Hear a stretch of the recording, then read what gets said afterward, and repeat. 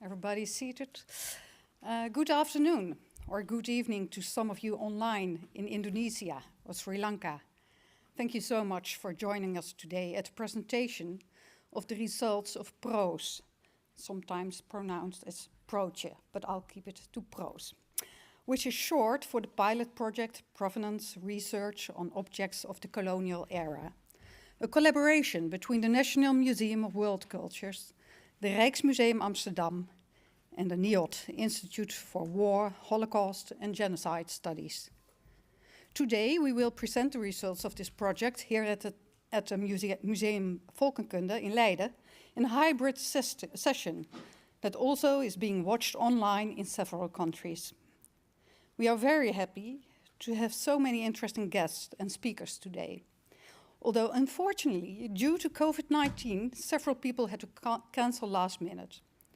My name is Ellen Grabowski, and today I will host this gathering and I will introduce you to the speakers. I'm standing in for my colleague, Jona More, my co-project manager and a driving force in our project. Unfortunately, she is not able to be here, also due to COVID-19. But she is watching online, I'm sure. And I would like to take this opportunity to thank her for all her hard work. And get well soon, Jona. And COVID-19 is also the reason we had to make another change in the program. As one of the speakers, Miriam Shatanawi, will not be here in person either. And get well soon, Miriam. Nonetheless, we are grateful to have so many interesting presentations. Some of them are here in the Museum Volkenkunde live, and some from our international guests will be online because they have been recorded beforehand and they will be shown on screen. And hopefully we avoid technical problems this way. I will present our speakers one by one. And first of all, I would like to ask Mrs. Marieke van Bommel, Managing Director of the NMVW, to speak to us with a word of welcome.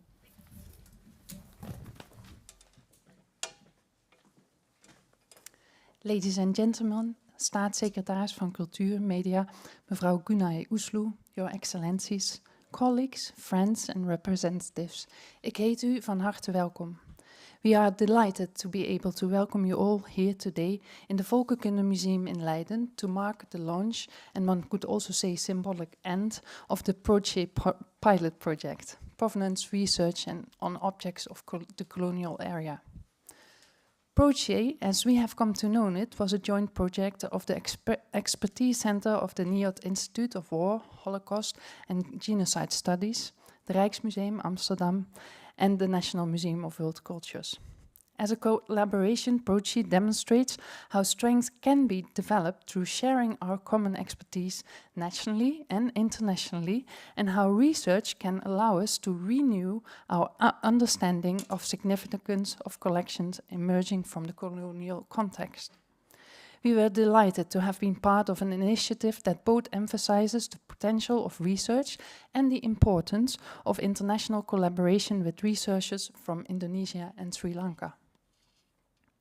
One of the strengths of ethnographical museums over the years is having developed a long, though not always perfect, track record on working with communities of origin from where objects come. This is a practice underscored by the PPROCE project report, but it was also emphasized on the Gonsalves report. As National Museum of Wereldculturen, we believe in this practice as a way forward to develop collaborative solutions in our shared world. PPROCE is undoubtedly a significant contribution to our understanding of histories of collections currently in our custodianship of Dutch museums. These collections are important witnesses of an intertwined histories of Indonesia and the Netherlands, and point us to multiple possibilities significance of these collections can have in an interconnected world. For the NMVW, PPROCE came at a time where we were reinvesting our own provenance research. Most visibly, perhaps, the work that led up to the restitution of the quiz linked to Prince Diponegoro, an endeavor in which very much assisted by many officials present today. It seems hardly believable that this occurred just before the first lockdown in the Netherlands in 2020, nearly exactly 2 years ago today. And it is with great joy that we can meet each other live and virtually to show and reflect on our findings and recommendations to our 2-year endeavor in context of new emerging research, as well as potentially emerge more freely into the world. I have not had the time to read all the reports yet, but I can see the amount of time and effort that all researchers have spent on this important work, using archives, discussions and collaborative methodologies to create reports which brings together the state of knowledge on more than 60 objects. Making such reports available and accessible online is a very important part of our responsibility as a national institution, and we look forward to our knowledge being enriched through the feedback that we receive as a consequence. As I'm sure it will be made clear today in the program, this report is not an endpoint, but will be the beginning of our common work together. We look forward to taking forward many of its recommendations as the new national policy vision comes into view. And so we are excited the research program Pressing Matter, Ownership, Value and Question of Colonial Heritage in Museums, in which many of the researchers and institutes today present are involved. I'm also delighted to let you know that these provenance reports being presented today and the PPROCE findings overall will be discussed in our first Pressing Matter Provenance Laboratory planned before summer, which will give them this kind of scholarly attention that they deserve. Looking forward to a wonderful afternoon. I thank you all for your contribution and for your attendance today. Thank you.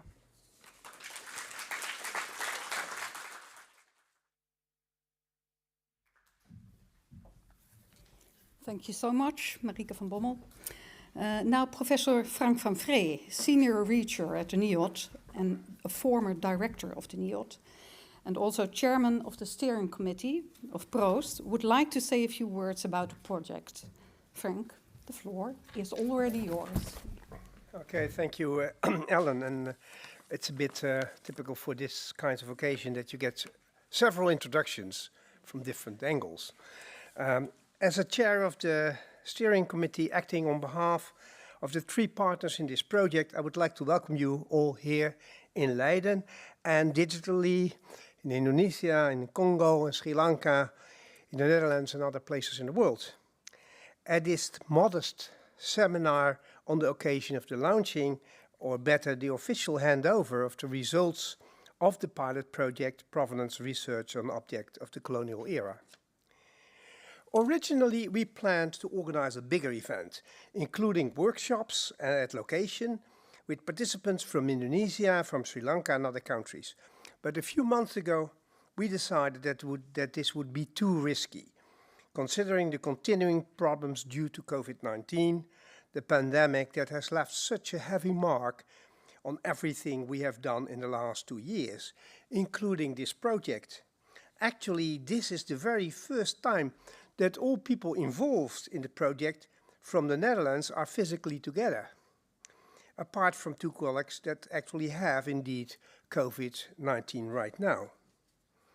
The initiative for this project arose against the background of the national and international discussions on restitution, repatriation and redress of cultural objects originating from former colonies, present in collections of museums and other heritage institutions of the former colonial empires. The first steps were taken in 2018 by the Rijksmuseum, the National Museum of Wereldculturen, inviting the NIOD and as an independent research institute, housing also the newly established Expert Center for Restitutions on World War II, to draw up a plan for a pilot project on provenance research. So we did. We made a proposal and asked the Minister of Culture and Education for support, which we got rather quickly, because just in these months, the issue of restitution of colonial objects had become high on the political agenda. The minister clearly wanted to take some important steps. She wanted to a number of milestones for the future. So, along with the decision to financially support this pilot project, it was decided to install an advisory committee chaired by Lilian Gonsalves Hokang-Yu and operating under the Council of Culture for Culture of the Netherlands. Within a year, this committee published its report on National Policy Framework for Colonial Collections.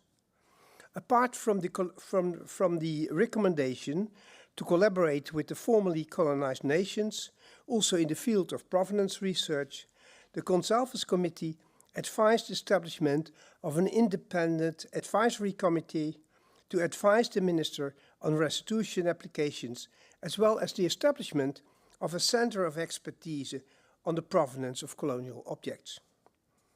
In her reply to this report, the Minister indicated that her policy decisions would also depend on the results of this very pilot project. With this response, the purpose of the project changed. What started as a more or less free experiment, also for the museums involved, became a more compelling task due to this change of political context.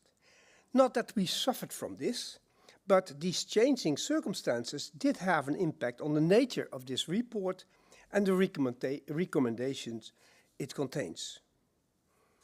The original questions of the pilot project were mainly about the conduct of provenance research itself and the processes surrounding it, including cooperation with researchers from the countries of origin and, for example, information management.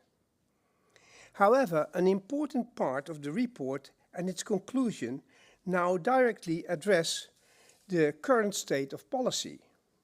This applies in particular to the draft assessment framework and the general recommendation. We will come back to this later this afternoon. For the moment, I would like to express my joy at the fact that today we can hand over this report to the State Secretary for Culture and Media, but also to the sector as a whole, as well as to the community of provenance researchers in the Netherlands, Indonesia, Sri Lanka, and elsewhere in the world. The report is being published in Dutch, English, and Indonesian, and aimed at a wide audience: policymakers, politicians, and civil servants, museums and other institutions that hold collections, researchers, and other interested parties. In my view, this project was not only extremely interesting and fruitful, but also a model of cooperation, not only between the three initiating institutions, but also with other organizations in the Netherlands, such as the Open University, the Rijnwaard Academy, the KTLV and the University of Leiden, the Cultural Heritage Agency, and across borders with researchers and institutions in Indonesia and Sri Lanka. So far, and then the order of this afternoon. Around 3:30, we will present the result of our project, including policy recommendation with regard to provenance research, the enhancement of networks of expertise, and capacity building for heritage institutions, to the Dutch State Secretary for Culture and Media, Mrs. Uslu. Good This ceremonial moment will be followed by some comments by the Secretary of State, followed by the chair of the Indonesian Repatriation Committee, and thirdly, the Director General of the National Museum of Sri Lanka, and finally, Mrs. Penhock of the Cultural Heritage Agency. As said before, we would have loved to have a more interactive debate on this whole issue, but due to COVID-19, we have decided to stick to these separate commands, so hardly any real discussion, but that will follow later. But before 3:30, we want to give you an idea of what we have been doing in our project. Klaas Tutje will give an outline of the focus points of the project, and after that we provide space for Mrs. Sri Margono and Mrs. Marieke Bloemberger, to reflect on the project and the topic of provenance research. And after these short reflections, Professor Asuka Di Soiza, Dr. Ganga Di Sanake, Mr. Chamika Pilapitia, Mr. Senerat Vikramasinghe, and Dr. Alicia Schrikker and Doreen van der Boogaard will share a few of their experiences with provenance research to object from Kandy. As said, unfortunately, Mr. Shatanavi, who was to lecture on her research on a tombstone from Aceh, couldn't make it today because of COVID-19. So, let's start. Thank you very much.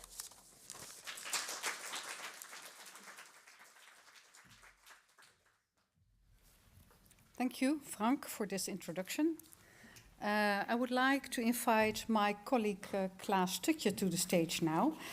Klaas works at the NIOD and he has been the head researcher at PPROCE. He and Jona were going to tell you more from the inside workings of PPROCE together and its results, but no, we mentioned before Jona is ill at the moment, so Klaas will take the honors for her. Do the honors for her. Thank you very much. Thank you very much, Ellen. And indeed, I would like to recognize the great contribution and great colleagueship of Jona. She should have been here, but nonetheless. So in the coming 15 minutes, I want to give you an insight into the direct context in which PPROCE was established, its aims and research objectives, as well as highlight a few of the concrete results of our project. And as Frank just mentioned in his introduction, both in Dutch society as well as in countries formerly colonized by the Netherlands, there seems to be a growing interest in the presence and the future of cultural heritage that was acquired in colonial times and situations and are currently held in Dutch museums and heritage institutions. Now, in response to this growing interest, museum professionals and policymakers emphasize the responsibility of heritage institutions to re-examine their collections and to invest in knowledge about their origin. Doing structured provenance research is considered to be a crucial component in this. So in January 2021, Frank already mentioned it just now, a special committee of the Dutch Council for Culture led by Lilian Gonçalves Hokang-Yu published the report Colonial Collections and Recognition of Injustice. In this report, the committee recommended, with regards to provenance research, that the Dutch Minister of Culture, and I quote, alerts museums to their responsibility to research the provenance history of their colonial cultural objects and make their knowledge of it accessible to the countries of origin, unquote. In her formal reaction, former Minister of Culture Ingrid van Engelshoven called provenance research, and I quote again, a core task of museums that is essential for the acquisition, conservation, management, and presentation of objects, end of quote. Okay, that's clear. But how to do this kind of provenance research? Which practical and theoretical aspects do you have to take into account in organizing this kind of research? These questions were the immediate motivation behind the establishment of PPROCE back in 2019. From the start, PPROCE had 3 research objectives. First of all, we wanted to gain practical experience in doing provenance research by investigating a few dozen objects, all from the collections of NMVW and Rijksmuseum, all of them originating from Indonesia and Sri Lanka. Now, if we take a specific museum object as a starting point, a statue, a weapon, a utensil, can be anything, where do we start searching for sources? How much can we, in fact, possibly find out about such an object and the direct context in which it was acquired? What parts of its social biography are to be considered part of the provenance report? How do you record the changing meanings and significance of such an object to different historical actors through time? And how to collaborate with experts, with communities, local communities, with countries of origin in general, and how do we share our findings with others? Okay, In total, we researched 65 objects in total 50 object reports. Roughly 1/3 of the selection was made by partners in Museum Nasional in Jakarta. And 5 object reports about objects from the Kingdom of Kandy were researched in close collaboration with researchers from Sri Lanka. With regards to the other objects, we try to make our selection as broad as possible. So including objects from different periods in time, from different areas in Indonesia, acquired directly or less directly, maybe through the art market at later stages of its life, with a different material value and of a different character, so utilitarian objects, but also jewelry, weapons, but also religious objects, antiquities, but also objects from the Indonesian War of Independence. Some of these objects can be seen on screen behind me. Now, for the research, we assembled a team of researchers and specialists, a great team, and I enjoyed very much working with them all, and I want to name them all, just to honor them also. Marieke Bloembergen, Doreen van den Boogaard, Caroline Drieënhuizen, Melle Monkiel, Tom Quist, Alicia Schrikker, Mirjam Shatanawi, and myself as researchers here. Investigating these objects gained us many insights and presented us with several problems and challenges, and brought up also interesting questions. We want to show you one of these objects with that Mirjam Shatanawi had researched. That this was not possible, as you all know now. But today, Professor Asoka Dizoisa, Dr. Ganga Disanayake, Mr. Chamikara Pilapitia, and Mr. Sinnarat Wickramasinghe, Dr. Alicia Schrikker and Mrs. Doreen van den Boogaard will give us a preview of their research to the Kandian objects. Okay, so this was a first research aim, simply gain experience. A second research aim of PROCE, as a follow-up to this gaining experience, was to design a practical methodology as well as a draft assessment framework. Frank already just mentioned it. We wanted to translate our experiences with regards to, for instance, the analysis of an object itself or the use of sources.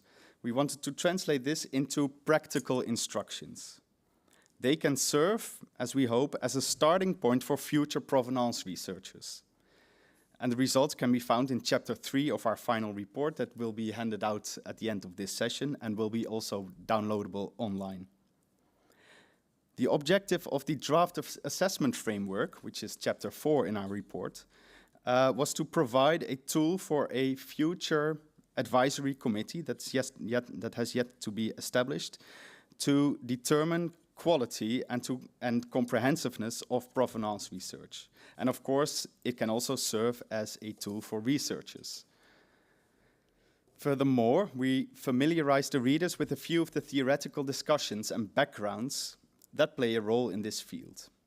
All of this with as many concrete references as possible to our own provenance research. As I said, all the reports, not only the final report, but also the object reports, can be found online at the website of NIOD, or for instance via WorldCat, or via the object databases of the partaking museums. A third aim was to establish and strengthen contacts with various stakeholders and relevant networks in this field, in the Netherlands, Indonesia, and Sri Lanka, and in the wider world.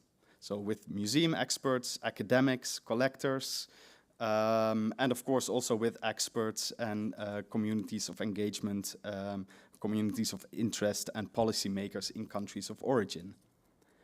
From the beginning, we have been in close contact with partners in the Indonesian and Sri Lankan museum world, universities and government officials.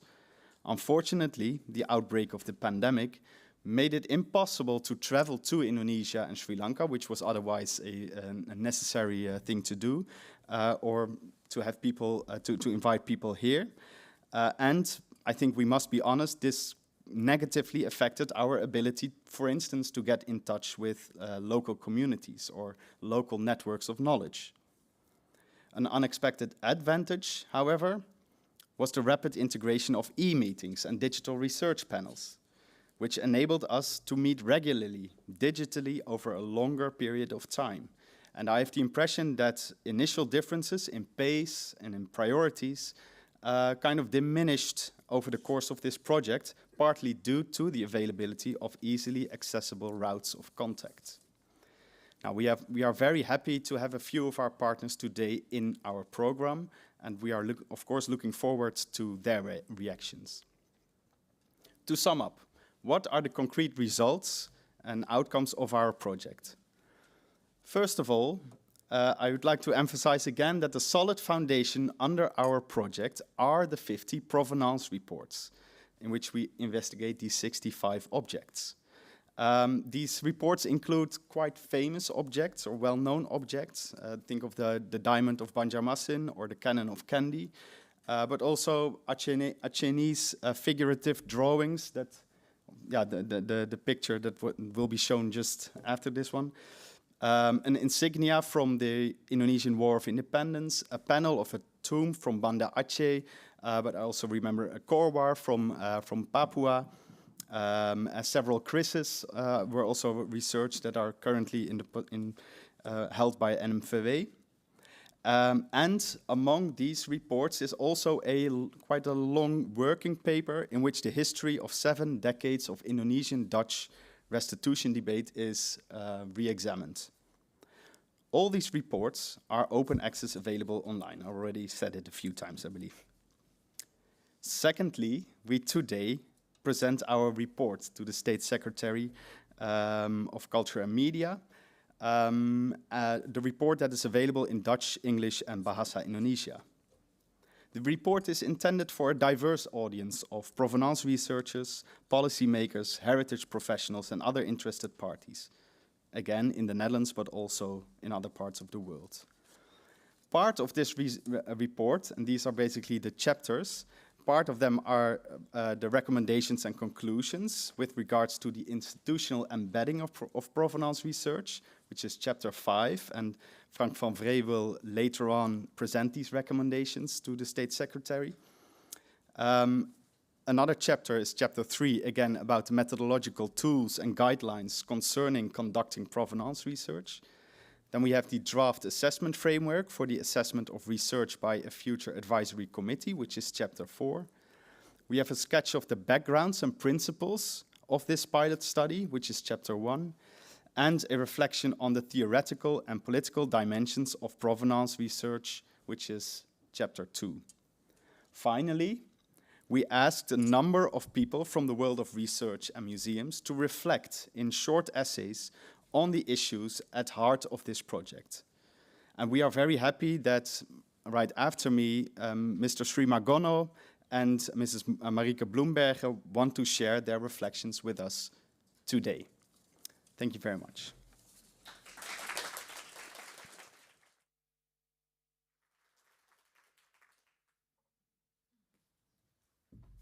Thank you, Klaas. Klaas mentioned it already. We'll listen to some reflections on our research and our report. And first of all, I would like to welcome Dr. Sri Margono, a professor at the Gadjah Mada University in Yogyakarta. He is willing to share his thoughts on provenance research and research sources in the Netherlands with us. And we can watch his presentation on screen. Good afternoon, everybody. My academic journey brought me to the Netherlands for the first time in 1998. My arrival has a clear purpose to find indigenous sources in the Netherlands. The 1990s was a period in which the study of Indonesian colonial history was strongly influenced by the idea of autonomous history. It is how Indonesian history is written based on Indonesian sources themselves. A bundle of Javanese manuscripts collected by PPROCE during his stay in Java in the late 19th century is the first Indonesian document I touched.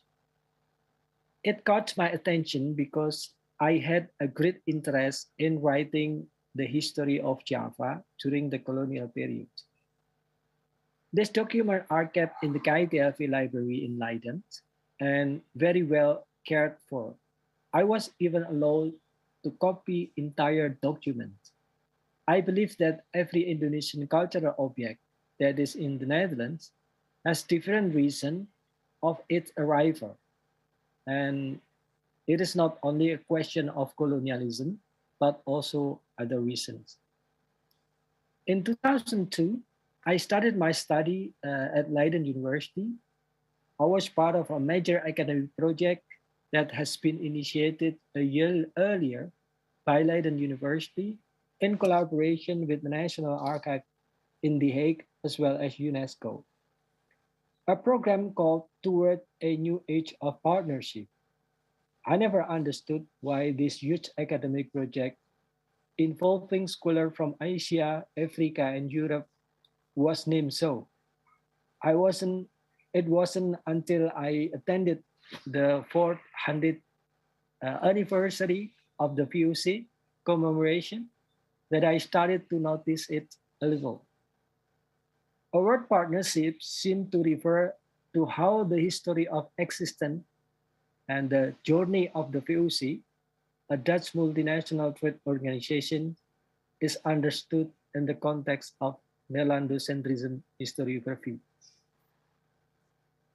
2 centuries of the existence of the VOC are referred to as a golden age, when the trade organization from a country whose territory is so small it controlled the trading network in the Indian Ocean for almost 2 centuries and bequeathed a vast variety and abundant natural resources, a legacy that later became a colonial state. They understood this great achievement as a result of a partnership, cooperation between the Netherlands and the colonial community, and not as a imperialism. This academic project, which is called Toward a New Age of Partnership, therefore focused on using the VOC archive to reconstruct the history of this partnership. The historical information and facts contained in the VOC archive are a shared history that need to be utilized by both parties. Of course, this was a temporary impression until I visited several ethnological museums in the Netherlands, a museum that regenerates my anxiety and concern as part of a former colonized nation is the Ethnology Museum in the Netherlands. Where so many artifacts from Indonesia are stored in this place, it is not only in the large number of collections, but it is astonishing is that the variety of the artifacts stored there and the historical value of the object. Impressions that never disappear in my heart and mind after visiting the museum were manifested in many questions. How did the object get there? How they are there? How they were cared for?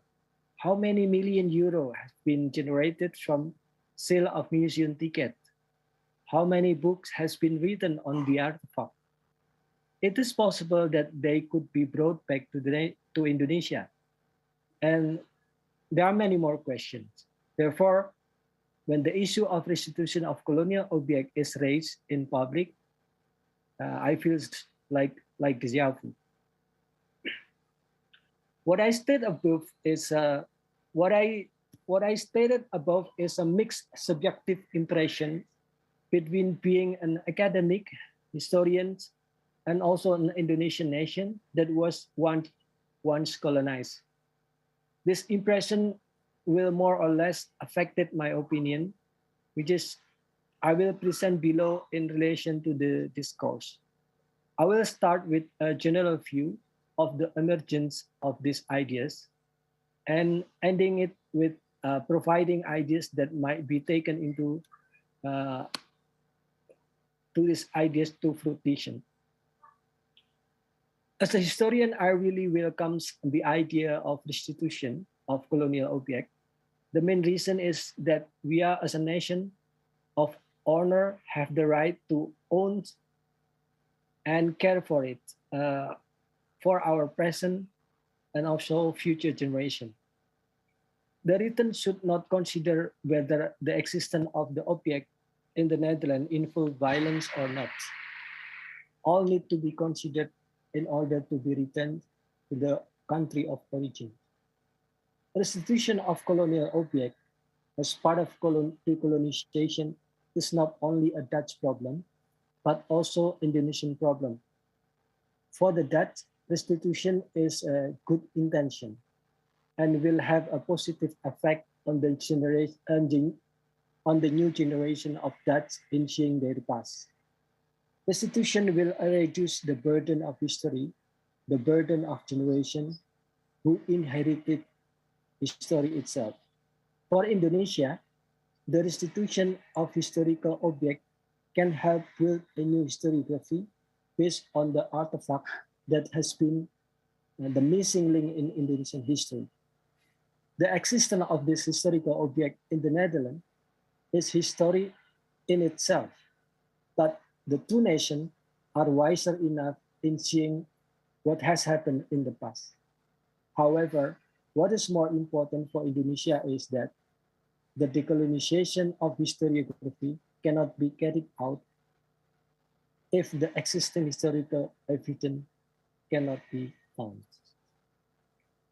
Therefore, the restitution of historical objects must also be accompanied by what has been proposed by both parties, namely the need for provenance research. This research is not only looking for the origin of the object, but more importantly, this research gives birth to a new knowledge about this object and their historical value. This research should be a shared responsibility between both parties because the production of knowledge on this object has universal academic benefit for science. Both parties must work together to create and research collaboration academic institution in researching this object. Besides the production of knowledge, provenance research is also important to inspire moral value about what is called the legacy of past responsibility. As an illustration, when I was doing provenance research on the Kris Kiai Hanggrek from Susunan Pakubuwono IV of Surakarta, I discovered the fact that this kris has now disappeared from the place where it was supposed to be kept. The object was lost in the process of being transported from its original repository in the Cabinet of Curiosity in The Hague. The disappearance of Kiai Hanggrek raises moral issue and responsibility for the loss of the object. But this is not the first time in history. At the same time, when Kiai Hanggrek was sent from Surakarta to the Netherlands in the second decade of the 19th century, 4 of 8 ships filled with objects of natural history and material culture from Indonesia sank in the sea. How can the moral issue and responsibility for the loss of this object be accounted for? These issues are not meant to add what we call it the colonial sins, but they will also have implication in future if the plan for the restitution of historical object is materialized. What if what happened in the past was repeated? The question of Indonesian readiness to accept the return of the object is not something trivial. This readiness question is not only about the ability to provide a proper safe place, but also the ability to manage conflict.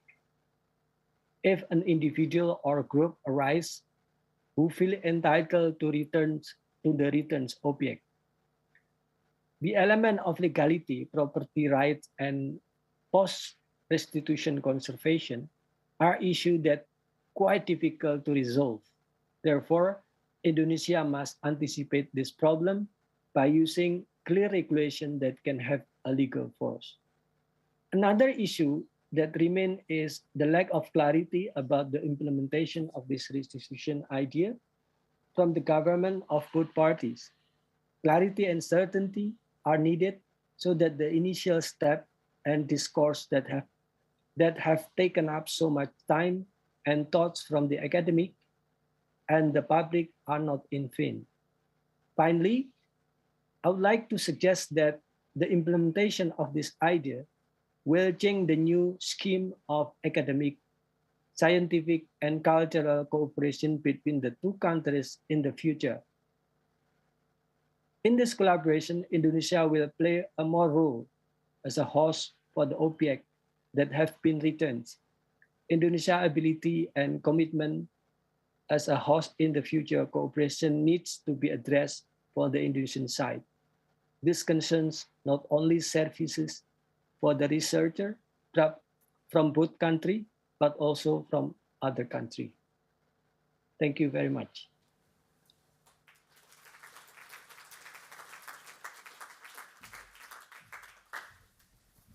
And thank you so much, Mr. Srimargono. I hope you can hear us. And thank you for this, the sharing of this personal experience and thoughts on research and your hopes for the future. Next, I would like to invite Marieke Bloembergen to the stage. Marieke is a professor at the KITLV here in Leiden, and she was also an advisor and researcher for PROCE. She will reflect on provenance research and will argue for a broader field of study. Thank you. Thank you. Good afternoon and good evening, Margono. Thank you. Good evening, everybody else in Indonesia and Sri Lanka who's listening too. I also would like to thank this great team. It was a great experience, and I'm sorry that Jona is not here and Miriam are not here. So, provenance, in a narrow sense of origin, is not necessarily the most interesting aspect of the life of a museum object. The signification of objects changes in mechanisms of exchange when they travel to other places, other owners, in subsequent transactions, and in their journey through time. The sum of these transactions is what we call the social biography of an object, and what makes an object, what makes this biography political. Therefore, the question of provenance is not the same as asking who is the rightful owner. While for many objects it is clear it is unclear who they should be with, for some it is immediately clear where they should be. This applies, for example, to the Islamic gravestones from Sumatra and the Borobudur Buddha heads from Central Java, now held in depots and showcases in museums around the world. The gravestones, these are in Paris, belong on the ancient graves in Sumatra. The Buddha heads, to which I will restrict myself in this talk, and this one is in Amsterdam, belong on the statues of the 8th century Buddhist temple. In Indonesia, these places, graves and temple, have in turn become part of national and international heritage politics and also changed as a result of local signification. But there,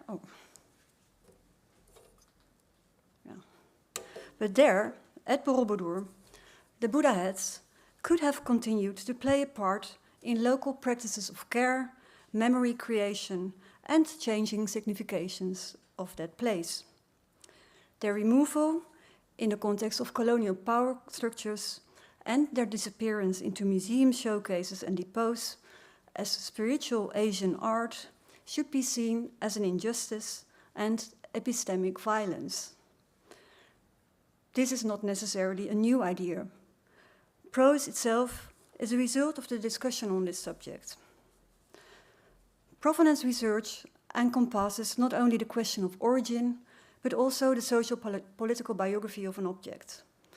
The history and circumstances of the various transactions, including pillage, which have occurred from the moment an object disappeared from its original site to the moment when it ended up in a museum. The research by PROCE produced salient descriptions of looting or donation under duress. Often enough, however, this transactional history remains shrouded in mystery. For these transactions, were seldom recorded by collectors, donors, or recipients, which is, in fact, strange. Those who, for example, removed the Buddha heads from Borobudur saw the actual site and entered into an actual transaction. However, most did not take the trouble to note down how or from whom or under which conditions they had obtained the heads there. More importantly, this did not seem to bother curators of the museums that purchased or received the heads in the 19th century, until early 20th. There was virtually no change to this passive stance until the recent worldwide restitution debates and for the Netherlands PPROCE. Why was the provenance of items held in museums, which collections amassed in a colonial context, never a burning issue? Let us follow a few of the donors and recipients of Borobudur Buddha heads from Borobudur. What did they write down? Perhaps that will give us an answer to our question. 3 motifs stand out. First, a sense of abundance without embarrassment. Secondly, and seemingly contradictorily, a sense of decay and mission. That is, a compulsive mission to save the material witnesses of disappearing civilizations. And finally, love. Love of the object, in other words, greed. Greed motivated by scientific curiosity, aesthetic appreciation, desire for status. This love, or greed, dispelled all thoughts of moral and ethical questions regarding an object's provenance. And this combination of motifs paradoxically resulted in indifference towards the object and museums' alienations from their collections. Abundance without embarrassment is what perhaps best describes the attitude that came to characterize collectors on the ground in colonial Java and the museums in Europe. Even today, 19th century descriptions of the abundance of Hindu-Buddhist antiquities in Java convey to the modern reader the idea of obtainability, as if they were there for the taking. One of the Buddha heads, under custody of the National Museum of Ethnology, Leiden, goes back to a gift of Caspar Reinward, we heard his name already, a Dutch botanist of Prussian descent who between 1816 and 1821 led a prestigious scientific mission to Java. Reinward visited Borobudur in 1817 when, under the preceding British colonial regime, it had only just been reclaimed from the jungle. On seeing the temple, Reinward experienced an overwhelming sense of decay. What he described was a ruined temple sprouting tree roots and visitors taking the liberty, his word, to remove statues. Apparently, for Reinward too, this liberty implied that he took hold of a number of heads and hands of statues from Borobudur and shipped these to the Netherlands. He did not note how he had acquired them, and in the Netherlands, nobody seemed to care about this. What mattered to the recipients was the head itself, what it might represent, and to which science, and hence in which emerging museum it belonged. Now let us move to our museums. We follow 4 Buddha heads, 3 of them you see here in 2012. In 1921, they entered the collection of the Colonial Institute, the predecessor of the Tropenmuseum. They were described as possibly from Borobudur, set out for a journey from highly refined imperial showpiece to the museum depots. But nobody asked about their provenance. In post-colonial times, somewhere in the 80s, one curator, however, expressed his doubts. He believed that the different external characteristics of the Borobudur Buddha heads in the Tropenmuseum, by now 8 in total, may suggest that they could not all have come from the same temple. In other words, doubts about provenance. Nothing was actually done no historical research was conducted. These doubts and the reasoning behind them were eventually copied over into the digital registration system TMS of the 1990s and in exhibition texts well into the 2010s. In 2012, the three on show here resurfaced in the exhibition Encounters, Hidden Stories from the Tropenmuseum collections. Visitors were invited to think about the ethics of all of this, and I quote, "Is it prestigious to have a Buddha head from Borobudur, or is it unethical and should restitution be considered?" Thus, the museum publicly subjected itself to critical self-examination, and the exhibition makers should be lauded for this. But their question about ethics also seems somewhat non-committal. In the museum text, there was no mentioning of provenance research being done, nor of the necessity of such research. The biggest letdown came at the end of the text, the metaphor of abundance and takeability. And I quote, "Near Borobudur, there are also other monuments which once housed thousands of Buddha statues. You did not need to walk far to find a so-called authentic Borobudur Buddha head." End of quote. Alienation. Abundance may lead to alienation. The more a collection grew, the less time a collector or curator could spend on object-focused historical research. But this way of distributing and spending hours for research into the collection also reflects the priorities set by the museums and their financiers. Then there is also the curator's love for the object. That love is always also exclusive, reflects particular forms of curiosity that disconnect that same object from the place where it came from and from the violence with which it was once captured. The tragedy, once again, is that in that double way, through love or greed, and abundance without embarrassment, the museums became alienated from their collections. The question of provenance is not necessarily the most interesting aspect of the social-political biography of a museum object, but this is not to say that provenance does not matter. Object-focused historical research should become the main task of museums and their curators if they wish to be socially relevant. But let museums not be in control of this.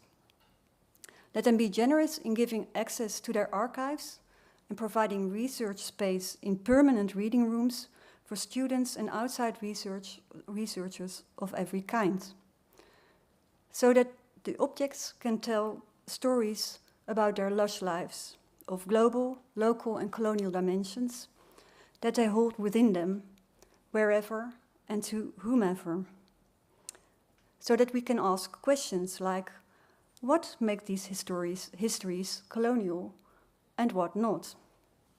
So that we can learn from the objects and see and understand the wider world beyond our own horizons and outside the context of heritage institutions. Thank you.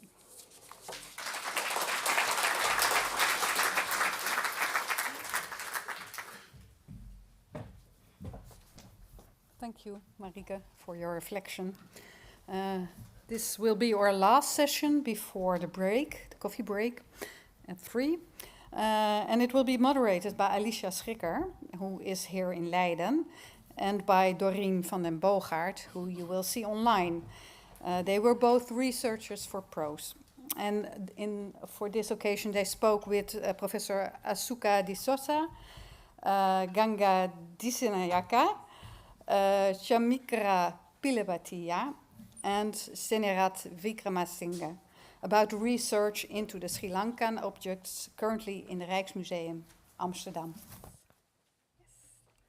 Thank you, Ellen.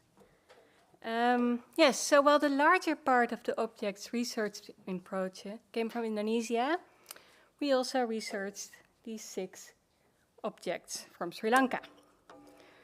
So from the middle of the 17th century until the end of the 18th century, the VOC, the Dutch East India Company, ruled over some of the coastal areas of Sri Lanka, and over time, it extended its exploitation over the coastal hinterland. In the Netherlands, this history of Dutch colonialism in Sri Lanka is mostly forgotten.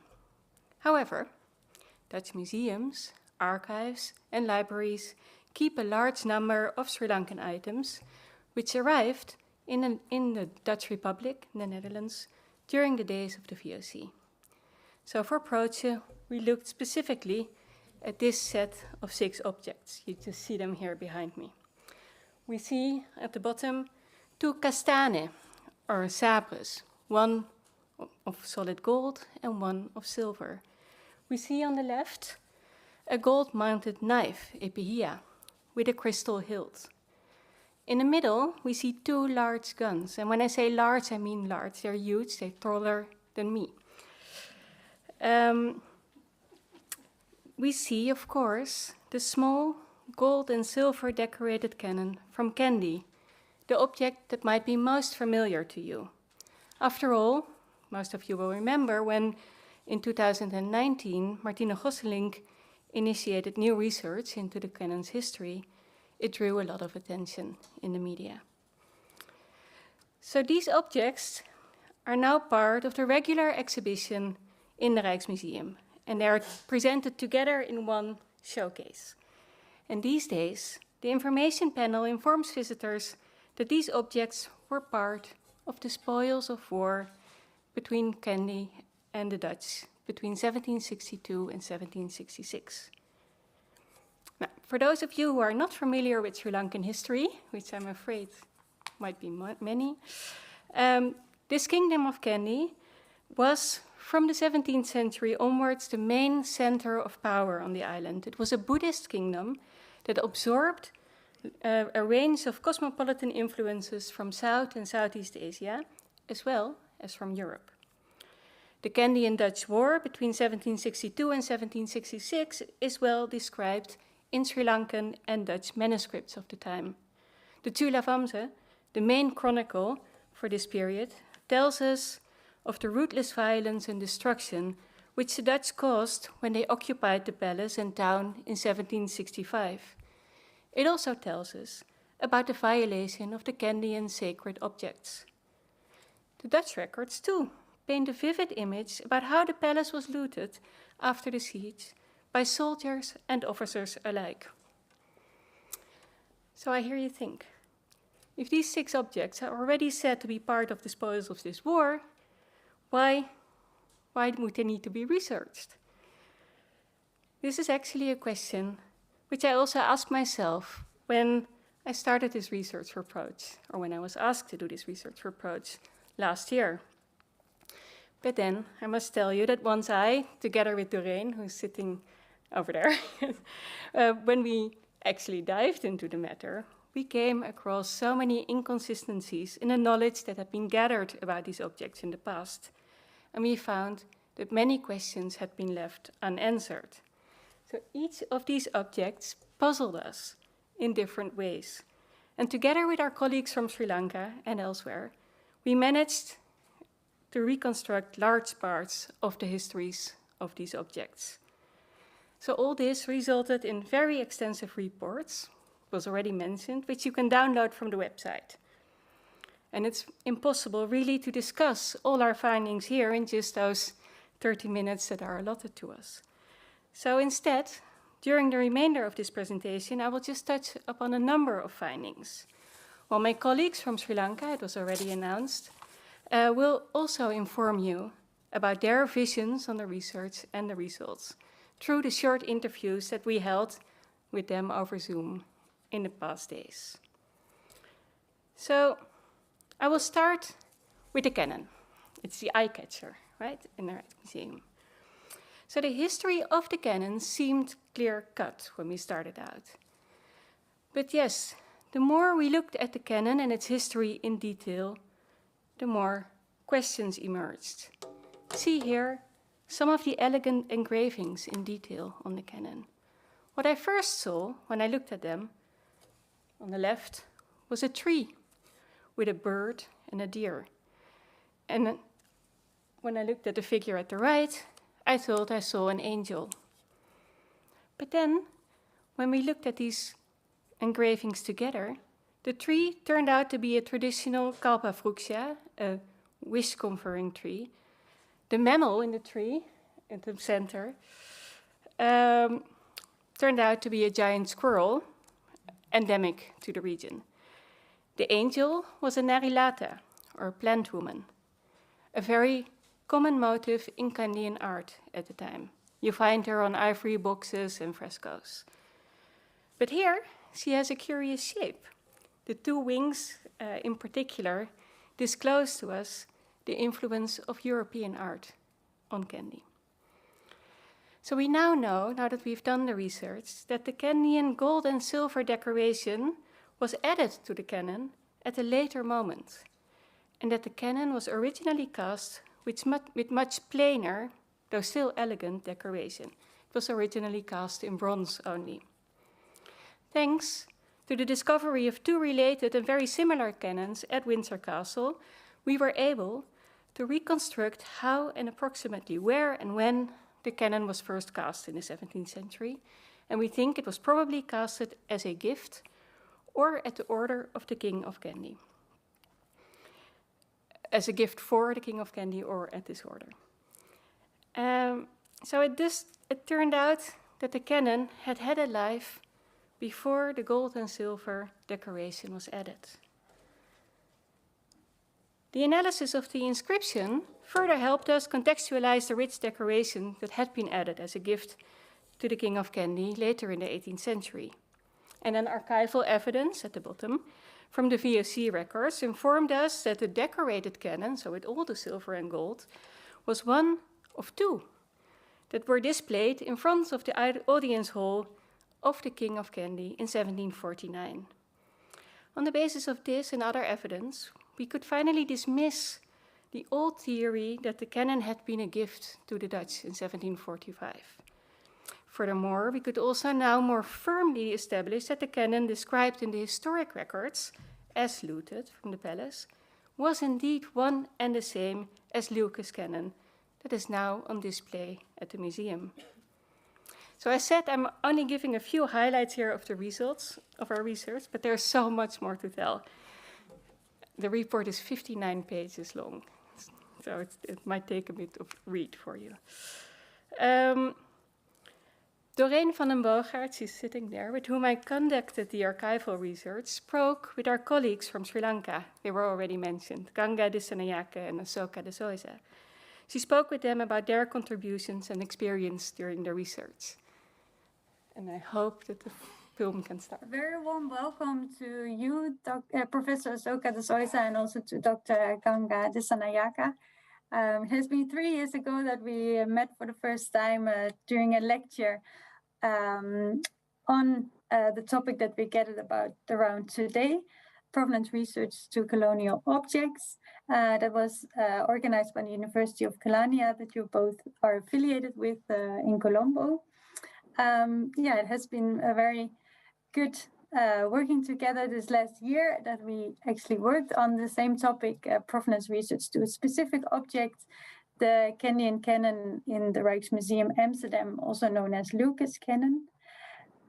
You've done a lot of research on this, especially on the object history, but also on other parts of the canon that we will speak about later during this interview. But just to dive into it right away, Professor Asoka, what makes this canon so special? As there are so many other canons in museums, in former forts and castles. What about this canon? Yes, thank you very much for all the collaboration and all the efforts from your side to make this a fruitful research, ongoing research. Yeah, the Leeuwke canon undoubtedly is one of the most beautiful canons of the world. And it is embellished very intricately, and it has a well-documented object history. And we were able to fill in some of the gaps in the recorded history. But of course, not all questions still can be answered. We also found that the canon had been most likely cast somewhere in Europe, maybe in Amsterdam, and was given a value addition in Kandy in Sri Lanka. And we have been able to track back the history of decoration of other canons made in the other parts of the world, not only in Europe, but also in Thailand and in India. So we see a transfer of ideas and technology traveling from Europe to Asia and from Asia back to Europe.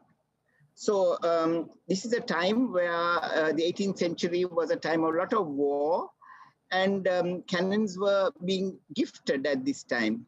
So we asked if the VOC transported spices, textiles, ceramics all over the world, then why not design ideas traveling on sailing ships from the east to the west and the west to the east? It's a kind of Orientalism going the other way.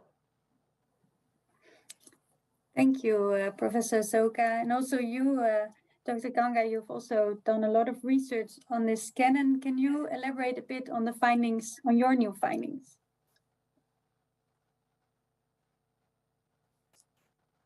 With the help of astrological almanacs, were able to decode the year the canon was gifted, possible to the King Sri Vijay Rajasinghe of Kandy.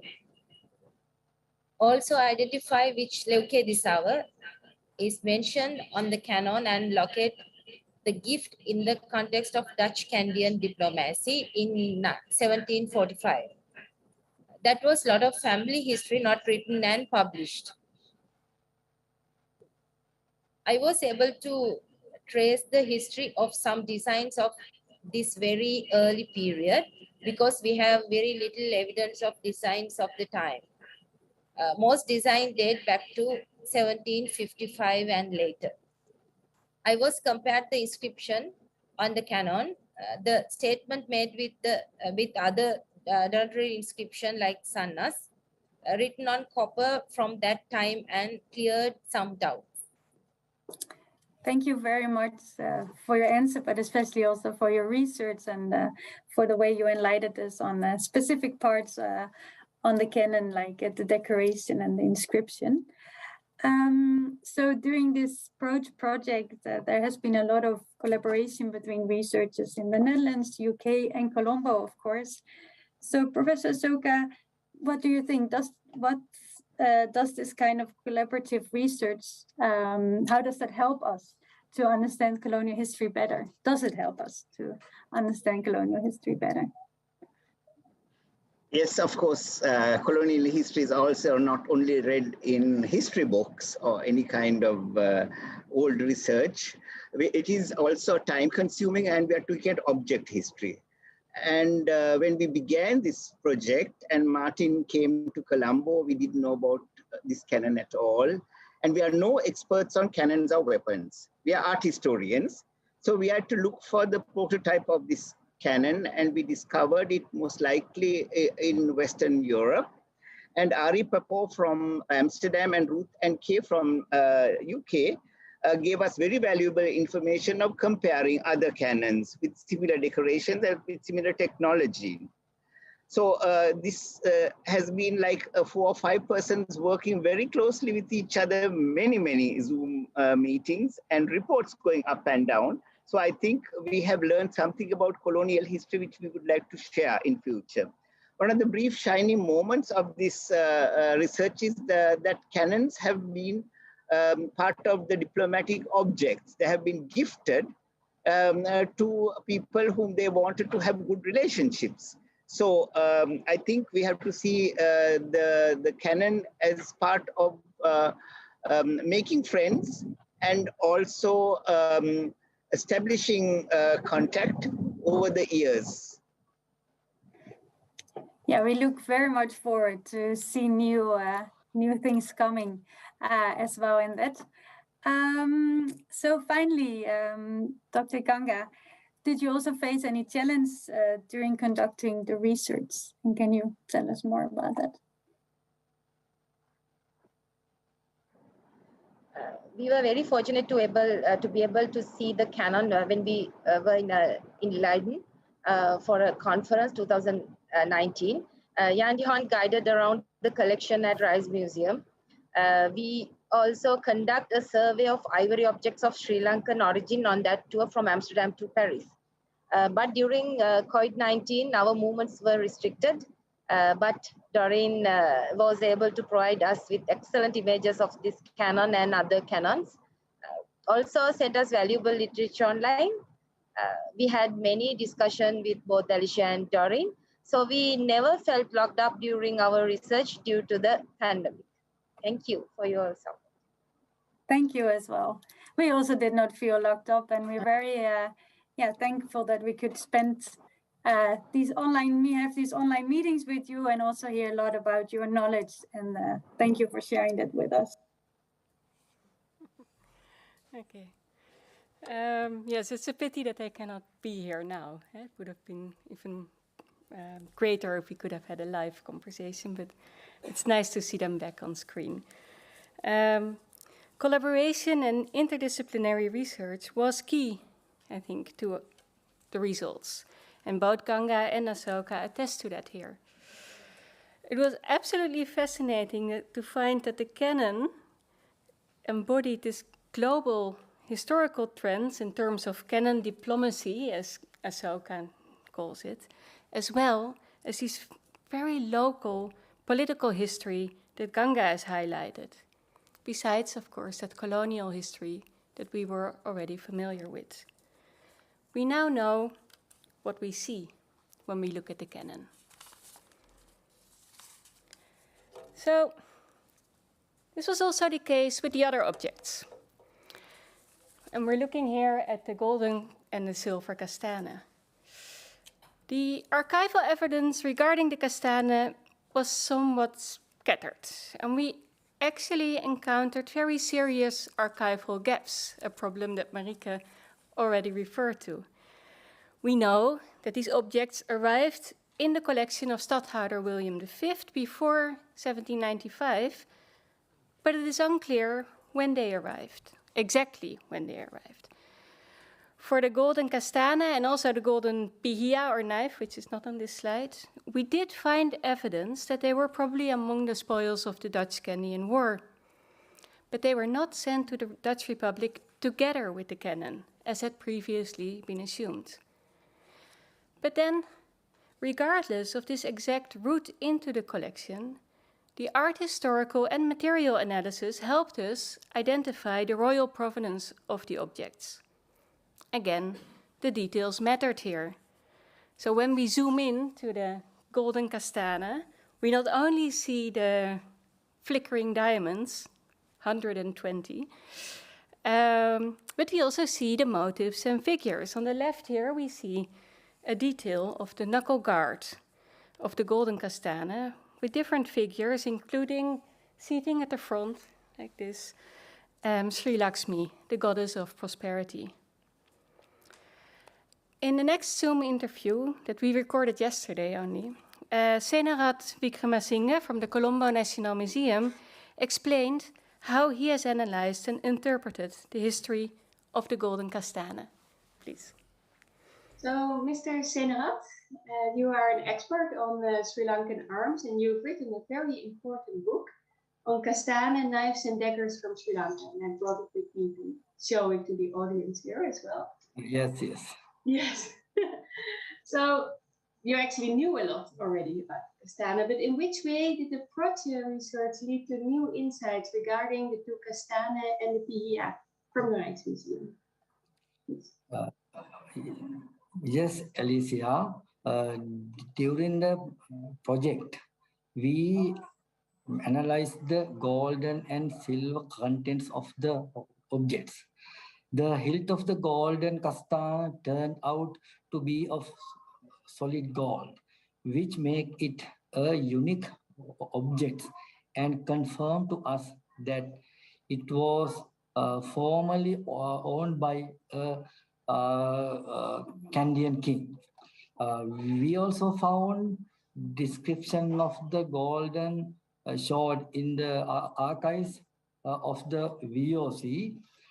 We found out that King Kirtisi Rajasinghe accepted the golden sword of state on 20 May 1749, and we know think that the golden kastane in the Rijksmuseum is that object. Yes, it was very exciting to find all these details about the kastane. But then how did you further establish this Kenyan royal provenance of the objects? What else did you do, Sarah? Yes, thanks to the detailed photos of the golden kastane, of its hilt, blade, and scabbard, we could further determine the royal symbolism of these objects by analyzing the motifs such as Sri Devi, Sri Sarasavi, which are also prominent on the Kandyan throne. Looking at this type of object in detail is very important because it is only then that we can compare them with others and explain why these are unique and found out more about how and when they were made. Actually, our museum has 300 of kastana and 200 of daggers, but none of them are like these. Yeah, they are special and also gorgeous to look at, actually. A bit strange to see myself over there. But I know that Senarat is also watching, so he will also see himself in this way. Just on the bottom of the slide, you see the document that he was referring to that describes the golden sword of state, the gouden zwaard van staat, that was received by King Kirti Raja Singha in 1749. And Kirti Raja Singha was the king at the time of the Kandyan-Dutch War as well. And so it's on that basis that Senarat now argues that the golden kastane was his. So we arrived at our last objects. They're so beautiful. So now we're going to two other objects, which are the wall guns. And now I'll make a confession, because I'd never taken much notice of them. I never really thought of them as fascinating objects, but I changed my mind. So when we started researching the wall guns, we were not even certain at all when they arrived in the collection, not even whether they arrived in the collection in the 18th century. We had to navigate, I say we, but this is mostly Doreen's work, we had to navigate old inventory cards and lists and found that they had for a period been described as ship's guns or draaibassen. And even they had been described as draaibassen, formerly owned by Admiral Michiel de Ruiter. But eventually, and to our own surprise, we actually traced the moment of the arrival of these two wall guns in the Dutch Republic. And we found that they had been sent as a gift to the stadhouder from the high government in Batavia, so the VSE, and just after the war. And they were sent, and that surprised us again, they were sent together with two other large Kandyan guns, as they were described in the letter. Now, as I said, I had taken little notice of the guns, but again, once you start looking into the details, these two turned out to be fascinating. And I'm showing you here the detail of the flint lock, or bondicula lock, as it's called in Sinhalese, which also has typical Kandyan decorative elements, if you look well, and also typical Kandyan technical elements. So indeed, there was no doubt ever that they were Kandyan. And on the picture on the left, you see how the guns were dismantled and inspected in the studio of the Rijksmuseum by Arie Pappot and Josje van Bennekom. And our colleague, Shamikara Pilapitia, was also present through a video call, as you see in my phone. I asked Mr. Shamikara, who was appointed by the National Museum in Colombo to investigate the ball guns, I asked him also to look back at his research. Mr. Shamikara, you are a gun expert, a historical gun expert, and the two wall guns in the Rijksmuseum had already caught your attention way before PPROCE started. And you also wrote about them in this book on the Ghanaian period. And so can you explain to us what makes these guns so special? Alicia, first in Sri Lanka, in Sinhalese, we call these guns called Mahatwakwa, or large guns. So the next, another thing is, there are only 4 guns in the world of this type. There are 2 in Rijksmuseum, 1 at the Royal Armouries in London, and 1 in Sri Lanka. However, the best guns are in Rijksmuseum. So I think that's a special feature and very important. And the second thing, the special features of these guns are the technicalities of the guns. The bondicular firing mechanism, unusual design of the buttstock, detachable pan, and crosshead screw. So of which the detachable pan was the first new innovation to increase firing frequency of the gun. So that is important. However, the most important feature we can see is the crosshead screw. Crosshead screw was patented in the early 1900s. However, from 1680, Sinhalese guns of Sri Lankan origin has crosshead screws. And also these crosshead screws have been used to the points which they use the most torque. So I think these are the so special features of these guns. Thank you, Alicia. Yes, so I think the guns really tell us much more. They give us information about the history of technique, and it shows that technical knowledge about complex gun making was present in Sri Lanka in this early period. And I yes, Alicia, that's correct. Yeah, so it's and actually it's not just a Sri Lankan history of technique, but it's part of a global. Yes, history. That's correct. Very correct. Now, you know already so much about these guns, but Shamikara, what surprised you the most during this research? Well, Alicia, what surprised me is when Doreen found in a manuscript in 1767 that there were 4 guns. At that time, there was only 2 guns which we had. However, with that manuscript, we started researching and trying to find the other 2 guns. And it was unbelievable that we traced those 2 guns. And I think that was a very surprising moment to all of us. And it was, I think that's the most surprising moment I would reckon. Thank you. Yes, I would agree. And Doreen is like a true historical frequency.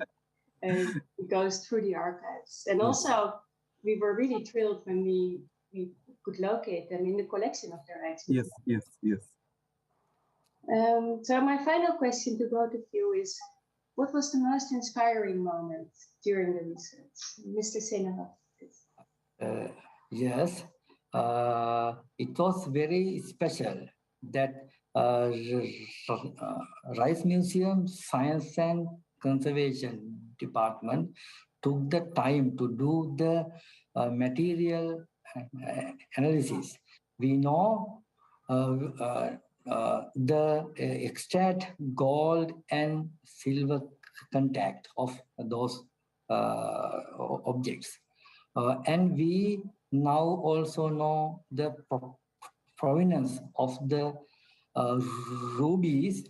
It came from Arakan in Myanmar.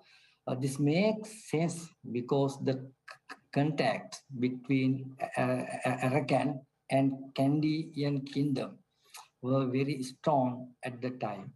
It was actually a special surprise to me and both of us. Yes, thank you. Alicia, I think most inspiring moment was when science, we dismantled these guns in the Science and Conventional Department at the Rijksmuseum. And Ari, Josie, Evelyn, and Philip Tom was there at this moment, and all of us were very excited on that day. So more than that, this was the first time in history where a Sri Lankan gun was dismantled and researched. So I think this moment was, I would say, more than inspiring, it was a historical day. Historical because it was the first time we have dismantled a Sri Lankan gun and we found so much of important information. So I would say it's a historical moment. Yes, a historical moment. Of course, there is so much more to tell, but I'll leave that for you to read in the reports. Here I conclude that it has been an absolute adventure to reconstruct the trajectories that the 6 objects took through history. It was a history that was at crucial moments marked by violence and loss. And I'm thinking, of course, of the Candy and Dutch War here, while at other times the objects were part of diplomacy. And eventually, the objects were marked by forgetting and sometimes curious imagination. It was a privilege to do this together with my colleagues from Sri Lanka and to learn from their turn to the last slide. And it was a privilege to work with them, but also to learn from their specific expertise. And many others in Sri Lanka and elsewhere in the world assisted us with advice and took their time to answer our sometimes very specific and detailed questions. But finally, as you could read in our reports, on some questions the archives remained silent. But then to other questions, we found so many more answers and clues than we had ever expected. History never ends. The Sri Lankan work package really shows that it is crucial to research objects with a colonial past together and to take an interdisciplinary approach. Now, this takes time, patience, and care, to be sure, but it's by all means rewarding. And after all, such careful reconstruction and collaboration not only brings to life the forgotten histories of the objects, it also helps understand what they meant to different peoples in the past and in the present. And yes, I think it can also help us imagining together what their future might be. Thank you.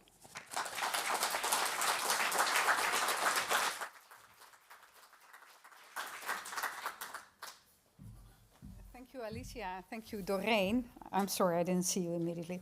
It's really a fascinating case study, and I would like to mention again that there are 49 more online to read that are also very fascinating. And it's a great example for what working together and exchanging knowledge and also sources, archives, can bring us on several levels. But it's now time for coffee or tea. It will be served in the back of this zaal. What's the word? Okay, and we will start again with the second part of this program at 3:30. I'll see you then.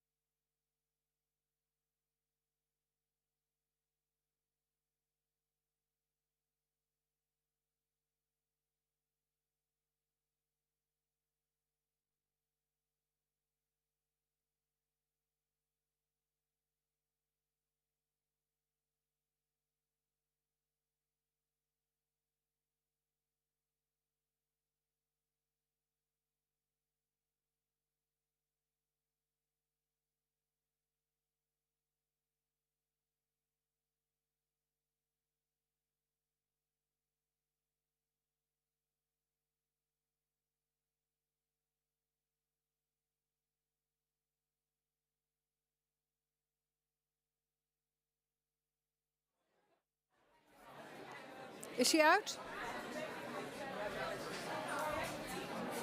Hallo? Wij willen graag verder gaan met het programma. Kan iedereen gaan zitten?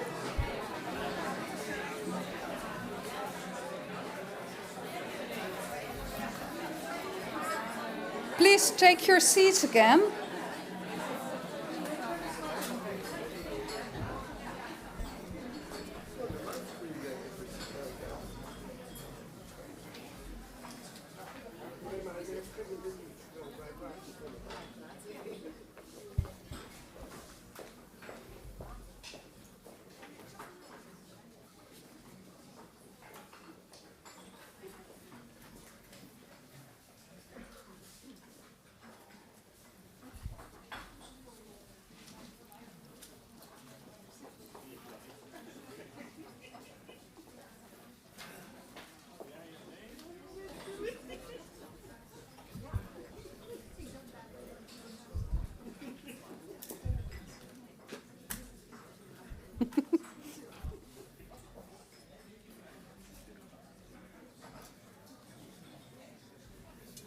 Okay, everybody is seated again. We now immediately go to a very important moment from this program this afternoon. We are very honored to have the State Secretary for Culture and Media here today, especially as she stays for whole the program. Very nice of you. Frank van Vree will present her the first copy of our report, so I would like to invite Frank to the stage.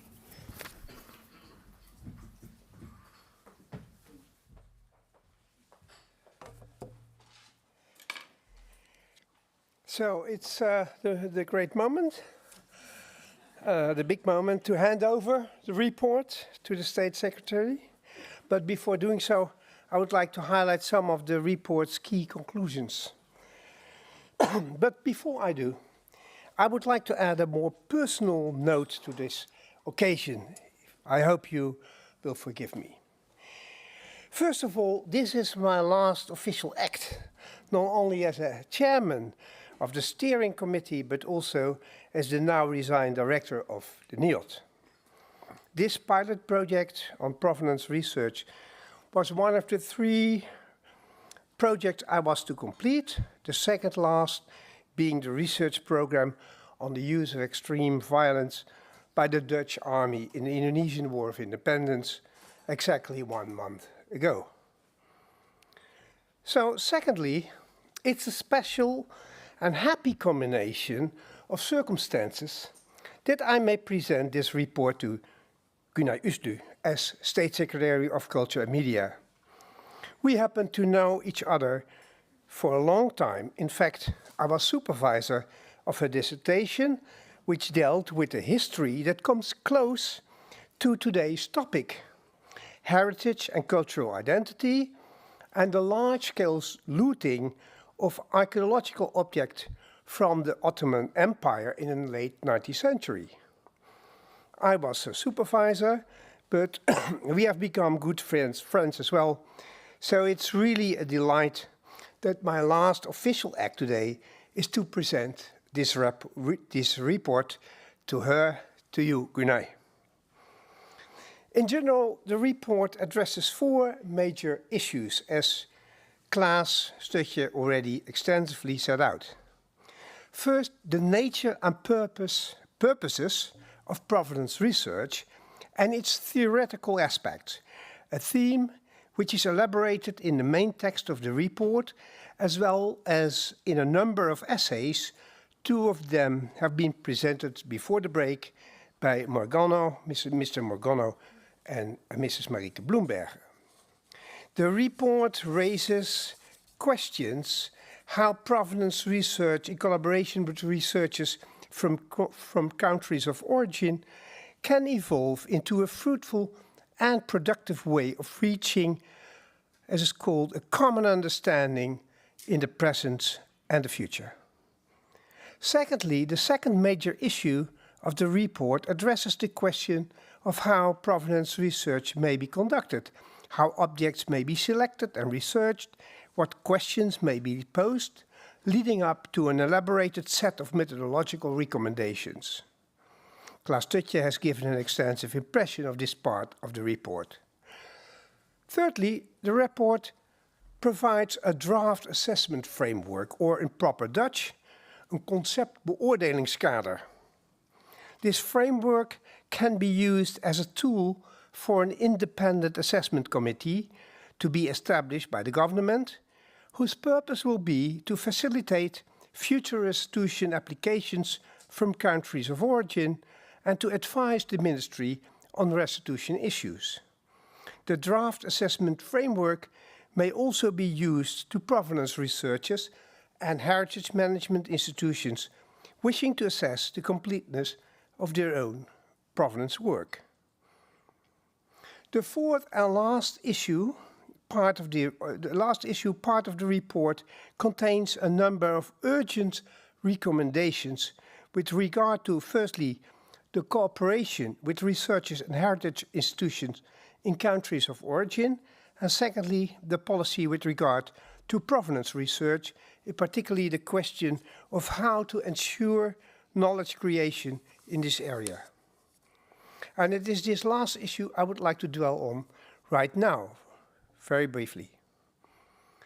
In addition to the specific methodological guidelines and the aforementioned draft assessment framework, in this fourth section of the report, we have arrived to a number of conclusions and recommendations, 7 of which I would like to bring forward here, very brief as I said. First, we strongly believe that research into the provenance of colonial objects in the collections of museums and other heritage institutions requires a joining of forces. Secondly, cooperation with countries of origin and other experts at home and abroad is indispensable. This requires a strengthening of knowledge and infrastructure. Thirdly, museums and other heritage institutions should be given substantive support in conducting provenance research into colonial collections. They must also receive assistance in establishing and maintaining contacts, networks with the countries of origin. Fourth, the safeguarding of expertise and information not only serves museums and other heritage institutions, but also the government-appointed committee, which will be established, as I said, to deal with applications for repatriation and or restitution. Fifth, in order to realize the aforementioned aims, the Ministry should appoint an institution or organization that can provide the support and that should also conduct independent research in relation to requests for repatriation or restitution. Such an organization should have no interest in relation to either the objects being researched or to policy objectives and operate on the basis of a wide expertise in the field of provenance research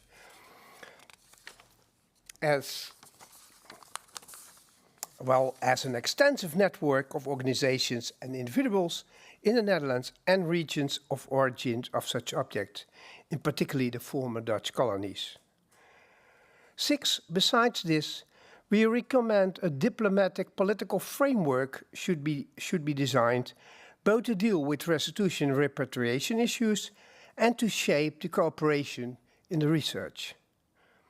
And finally, we recommend a policy that leaves enough room to conduct provenance research as a shared and meaning-creating undertaking, transcending the borders of historical injustice. This is a wish expressed not only in international discussions on restitution and redress, but also in the contacts with museums and researchers in the Netherlands and in the countries of origin. Part of this future collaboration is the opening up of archives and information systems, both nationally and internationally, and for professional as well as interested parties. So, having wrapped up the kernel of the report, I think it's time to hand over the first hard copy of this to the Secretary of State, Gunnar Uslu, And I invite Gunay to step forward.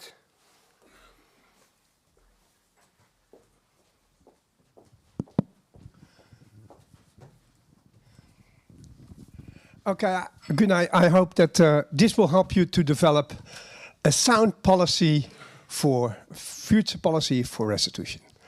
Please.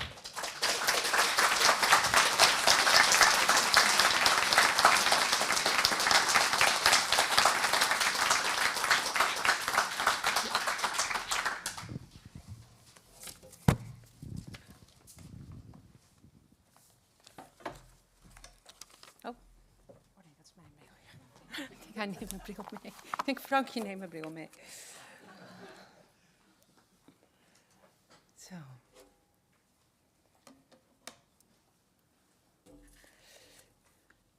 Goedemiddag. Good afternoon.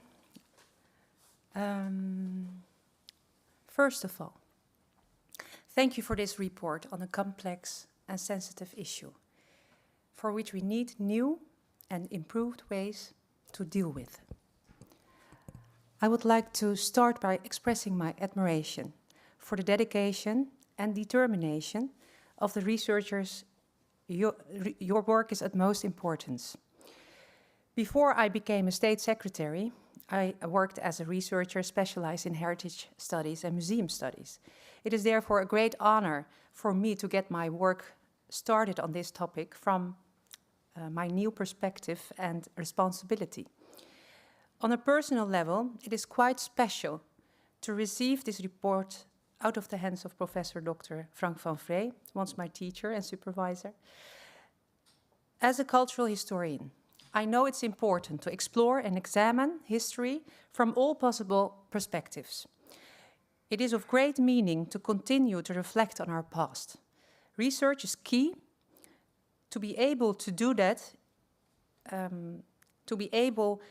it sharpens the senses. It makes you want to know more and more, and keeps you aware. You know, as well as I do, the historical research helps us understand how today's society came to be here in the Netherlands and across the world. Understanding the past helps us understand our own country and our relations to other countries and societies, like Sri Lanka, Indonesia, and other countries. Specifically, critical reflection on the colonial past is necessary, but also confronting and painful. Confronting because we have to recognize that the colonial past is a past of injustice. Painful because this past carries over into the present. The traces of the colonial past can be found in our museums and collections. These vast collections came to be here as a result of looting, trading, donations, and by other means.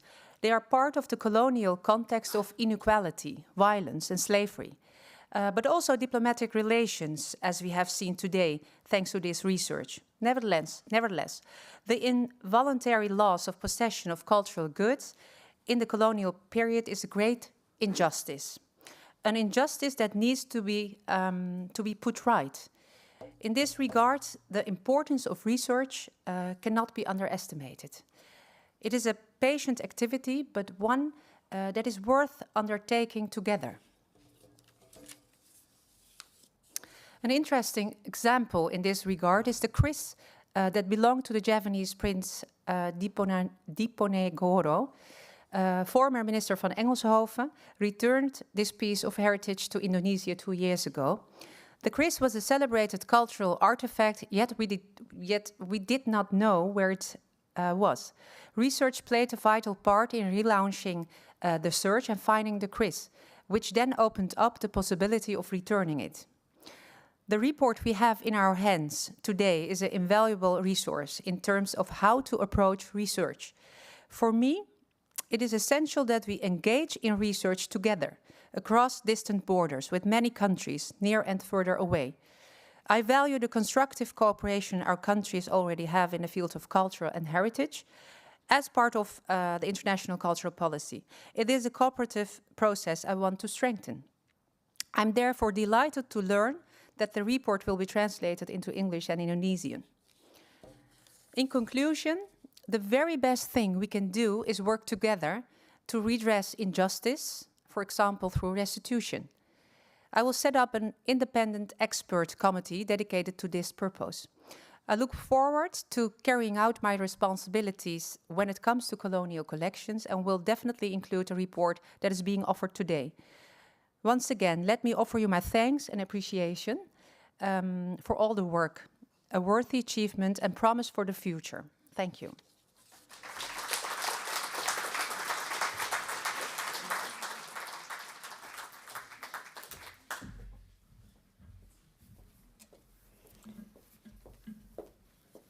So thank you so much, State Secretary Dr. Gunay Uslu, for your very promising words and for recognizing the importance of research and working together. I'm sure we'll hear a lot of it in the near future. For now, we'll go to two reactions from on our report from Indonesia and Sri Lanka. First of all, we are very honored that Mr. Igusti Agung Wesaga-Puja, chairman of the Indonesian Repatriation Committee, was willing to take the time to read and to react to our report, and we can watch his remarks on screen. Where do I begin? A Dutch artist collector, Wenan Ottojan Nieuwenkamp, in September 1906, wrote to his wife about the Puputan Badung. I have not decided whether I should write the Handelsblad about the war here. I'm certain that what I have to say will not coincide with the official embellished telegrams, and with those letters I will make many enemies here. In the entire campaign so far, we have lost only 4 men, proof that there never was any real fighting, just a horrible massacre.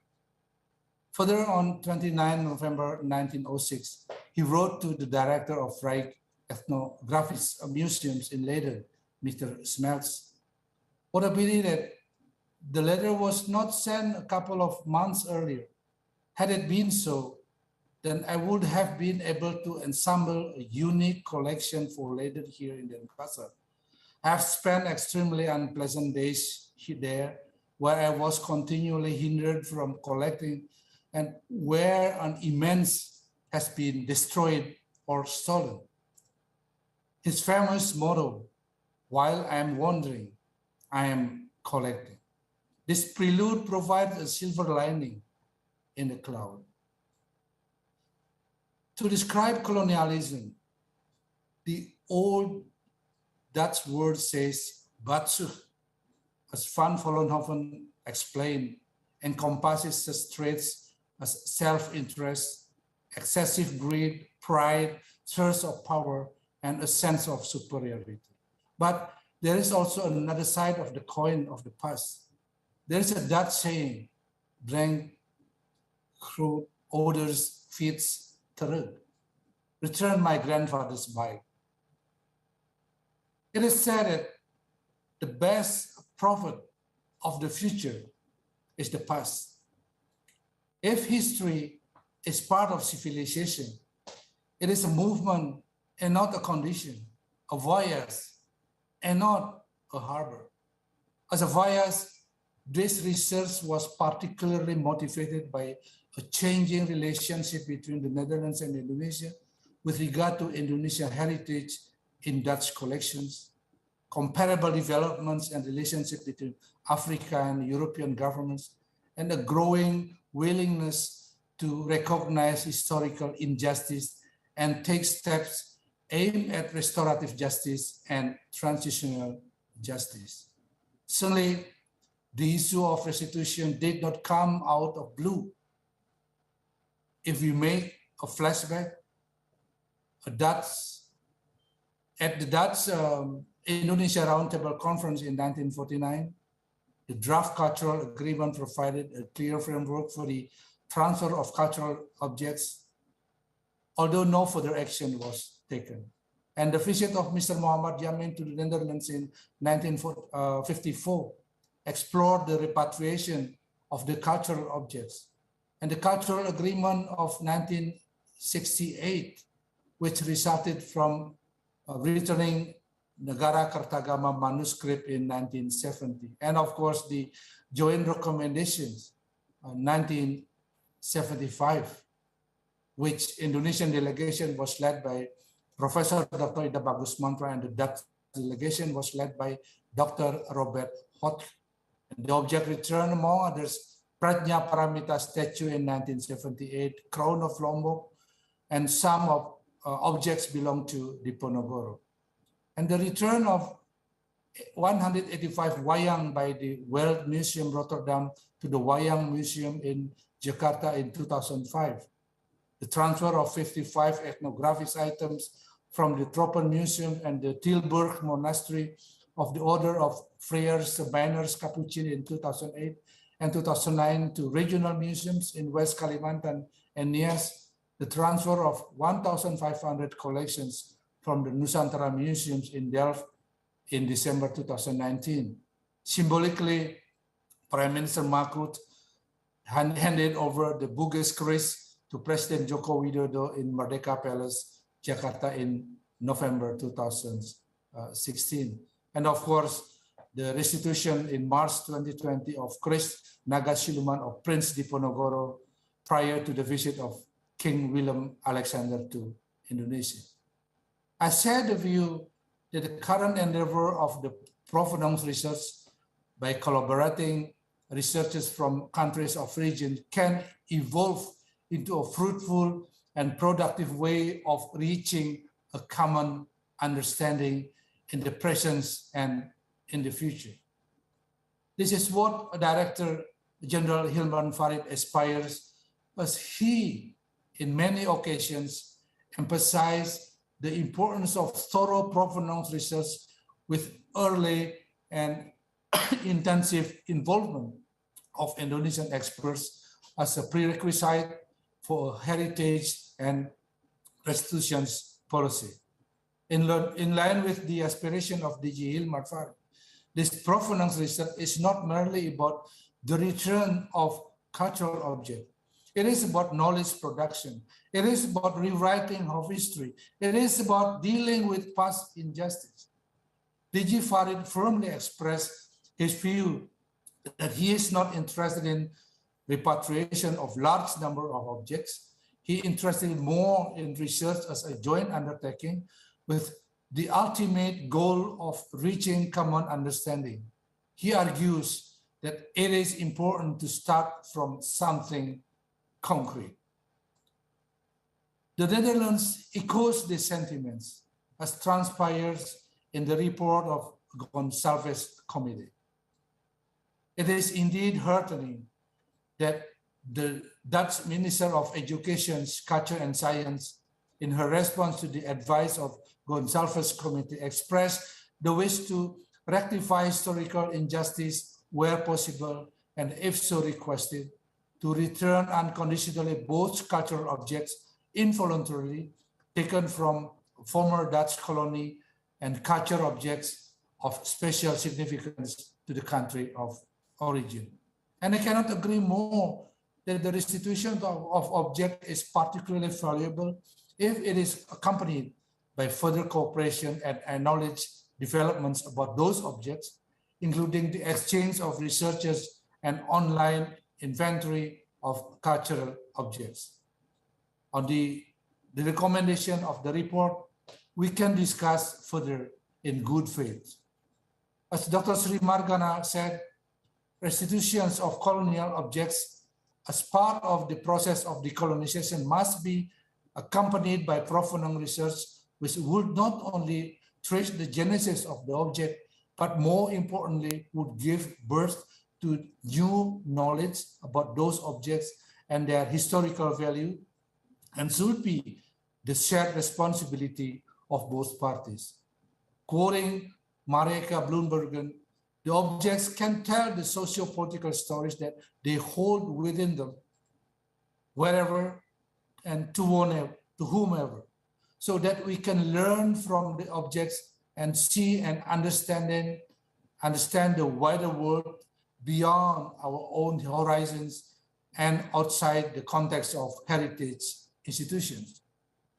Those are something that have been envisaged for some time before. You recall the joint recommendations between the Dutch and Indonesia team of experts concerning cultural cooperation in the field of museum and archives, including transfer of objects in November 1975.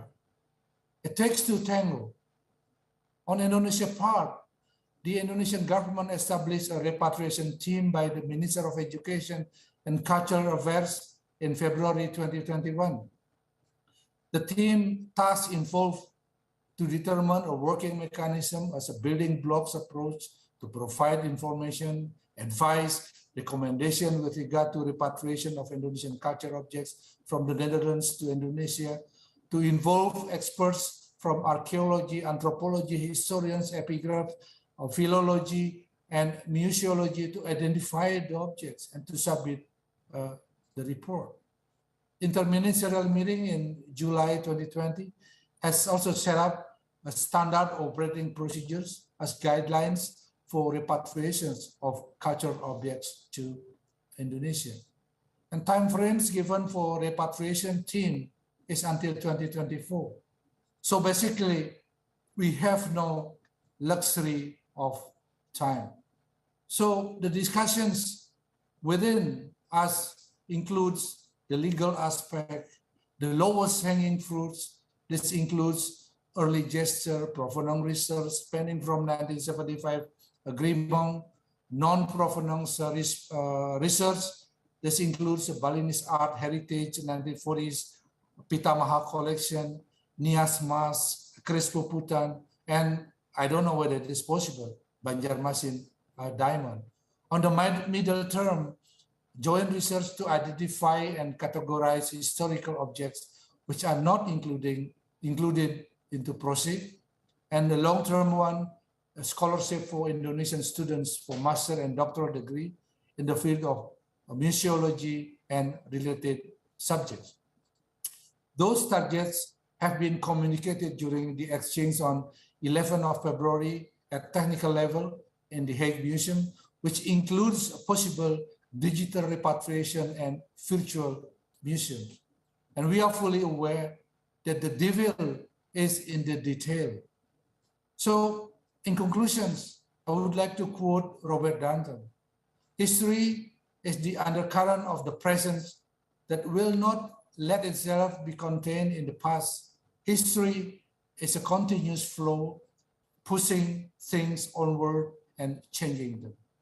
I recall the speech of Professor Dr. Maria Yasdagh-Bach's from Parasitism to Mutualism, a Dies lecture given during the 442nd Dies Natalis of the University of Leiden on February 8, 2017 in Peter Kerks in Leiden. She said, there will be a shift from the historical one-way dependency to mutualism, where the dependencies will be based on mature, equal partnership that benefit both countries.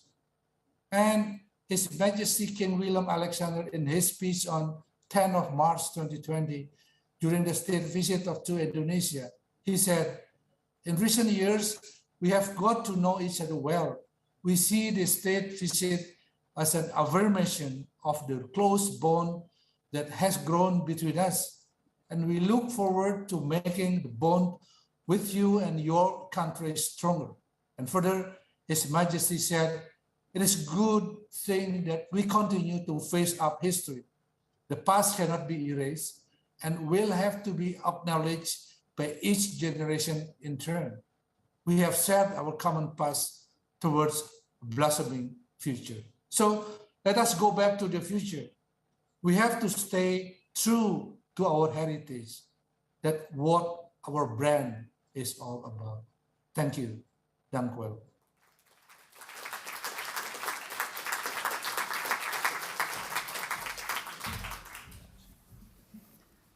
Thank you so much, Papuja, for this reaction and giving us insight into the developments in Indonesia and especially in the Repatriation Committee.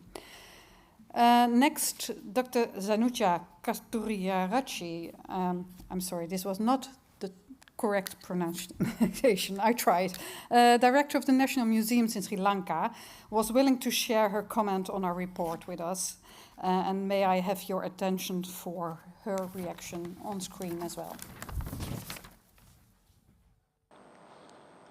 I want distinguished invitees and dear colleagues, good evening and warm greetings from Sri Lanka. It is a privilege to address the distinguished participants on the publishing the report of the pilot project with NIOD and Rijksmuseum Amsterdam. This PPROCE final report contains advice to the Dutch Ministry of Culture about how to organize provenance research regarding colonial objects. This research would be a comprehensive model for provenance research in future. I am happy that the Colombo National Museum could contribute towards the development of this approach. In 1976, my earlier predecessor, Dr. P.H.D.H.D. Silva, prepared a catalogue on Sri Lankan artifacts in foreign museums.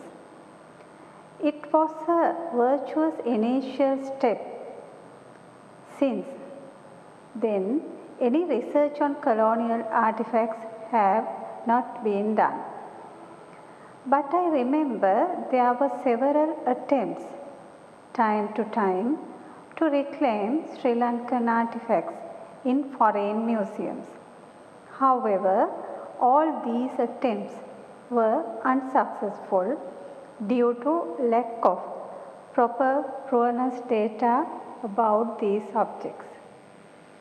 The provenance research conducted by Rijksmuseum revealed many important facts which is of a great importance to Sri Lanka as well as Netherlands.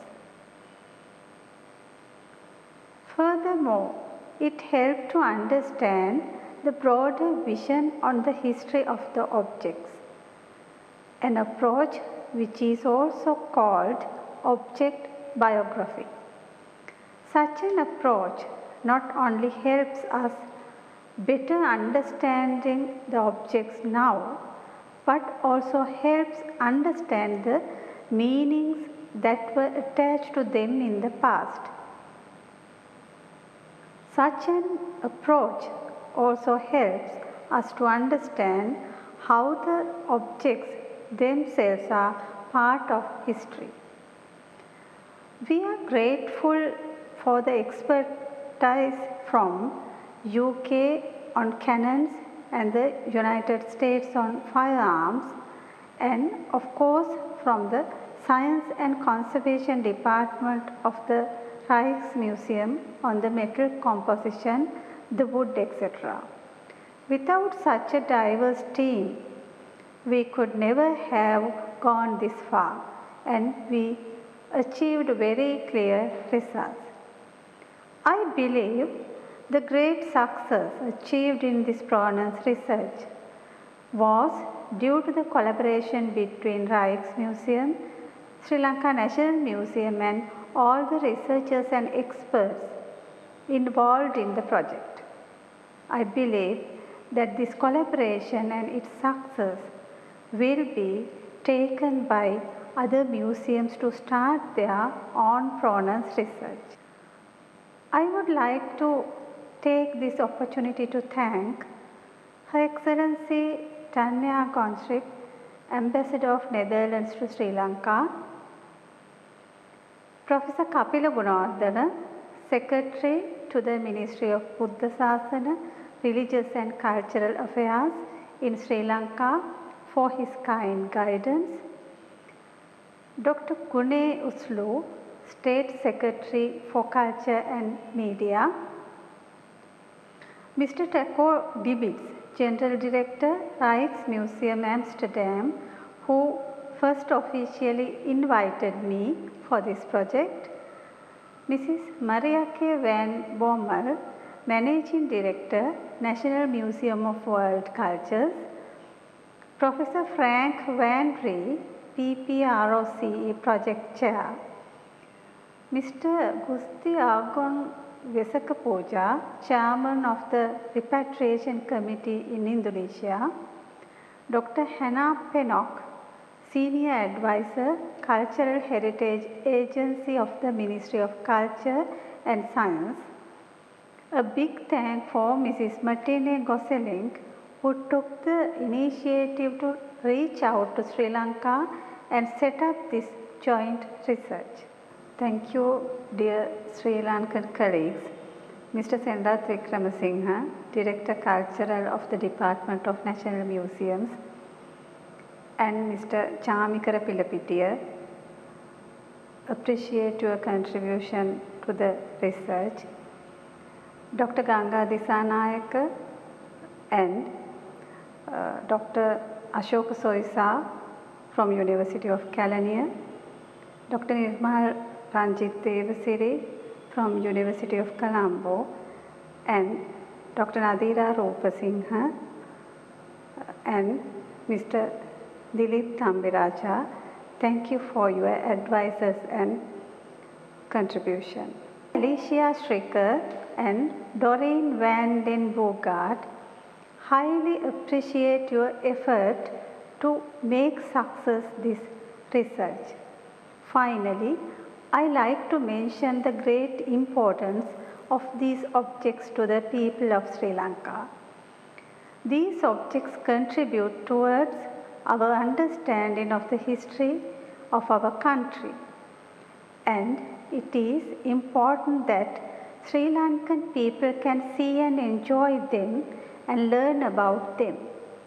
Therefore, considering 70 years of diplomatic relations between Sri Lanka and Netherlands and the 75 years of independence of Sri Lanka, I would like to request the government of Netherlands to return these objects to its motherland.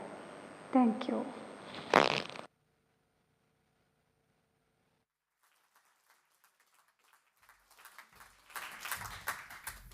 Thank you so much, Dr. Sanuja Kasturiarachi, for sharing your insights and your making clear what your expectations are for the future. Now, Hannah Pennock, the Senior Advisor of the Dutch Cultural Heritage Agency, will react to the report and reflect from her own experience with provenance research on objects from the colonial era. And Hannah, you're already on the floor, so thank you. Thank you, Ellen. And thank you for giving me the opportunity to present as a response a pilot project that we have carried out last year at the Cultural Heritage Agency. My presentation today is practice-based and could be seen as a message from the work floor. I think it is complementary to the extensive and rich results of PROCE. I work at the Cultural Heritage Agency, the Netherlands Center of Expertise for Heritage. It is part of the Dutch Ministry of Education, Culture and Science, and it focuses on built heritage, archaeology, cultural landscapes, and movable heritage. And it keeps a part of the large state collection. The more than 120,000 objects in our care are lent to museums and ministries or kept in our brand new storage facility. We often use our collection as a sort of a laboratory with the intention to share our experiences with the museum colleagues. We wondered, what would it mean for the other smaller museums to do provenance research on objects from a colonial context? What does it actually mean to do such a research? How much time does it take? Is the collection information sufficient? And what does it mean to work internationally? Based on the advice of the Gonsalves Committee and in anticipation of a possible request to all museums, we decided to carry out a project, a pilot project. We selected 6 objects in our collection that might come from a colonial context. Objects described in our collection in our collection database as originating from Asia, Congo, India, Indonesia, Nigeria, and Papua New Guinea. Independent researchers were asked to do provenance research and position the object in the context of the country of origin and of comparable objects in Dutch museums. We assigned them 40 hours of research time, and if there were enough leads to find more information, they could add another maximum of 40 hours.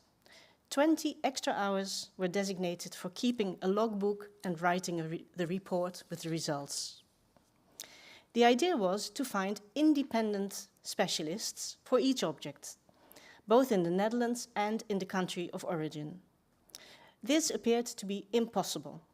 Real specialists for each field of expertise are not available in the Netherlands, independent ones. For 5 of the 6 objects, we had to turn to general provenance researchers or just good researchers. To find them in the countries of origin was quite a challenge. It had to be done via activating various networks, and I will come back to that. But first, let's start with the basis. However well the curators know their collections, it is not obvious that a museum finds in an instant all its objects from a colonial context. And then, before starting a research, all the information on the object has to be gathered. Usually, not all of it has found its place in the digitized collection database. So, what do the old inventory books and cards tell, or the lists that accompany the donation or request? In which exhibitions was the object shown? Was it mentioned in former research and literature? Where can we expect other relevant sources? In our pilot, for example, several objects came into our collection as part of the bequest of an artist or collector, and their archives can be found elsewhere.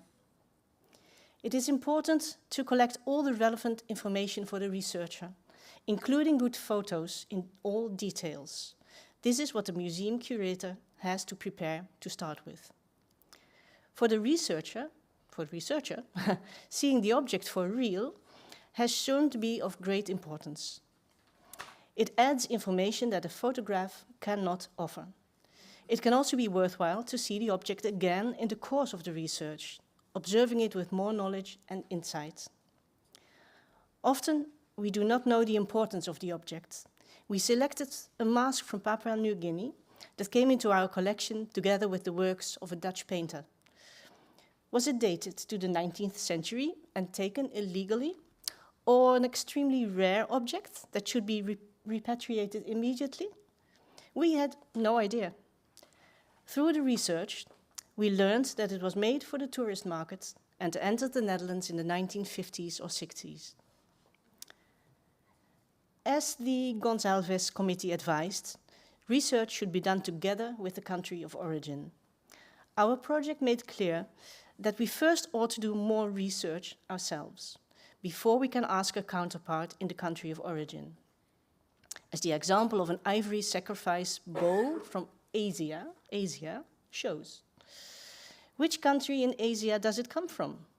From 2 of the 6 objects, we didn't manage to locate the country of origin. The search for specialists or researchers in the other 4 countries, Indonesia, Congo, Nigeria, and Papua New Guinea, was not easy. It took many emails and phone calls via museum contacts and through the ICOM network, the International Council of Museums. In the end, we were able to hire 2 researchers abroad with whom a really collaborative research was done. One was in Indonesia, focusing on 4 bronze cannons, the other in what is today the Democratic Republic of the Congo. I'll go more in detail regarding this collaboration on the research of a cup from the Kuba Kingdom. Via ICOM's network, we were able to find a researcher from the National Museum in Kinshasa, Eric Kwikendi Banshona. He did the research together with Sophie Oli here in the Netherlands. For him and his museum, this request came in a good moment, in a time of debates on how to proceed with the repatriation demands. He traveled by airplane and on the back of a motorcycle to interview members of the Cuba nobility. During this trip, He had an active and fruitful exchange of information with Sophie. Email and video conferencing were used, but the main way of communication was via a WhatsApp group. Sophie and I could follow him during his travels and see photos of the people he interviewed and of the crafts that are still being practiced there.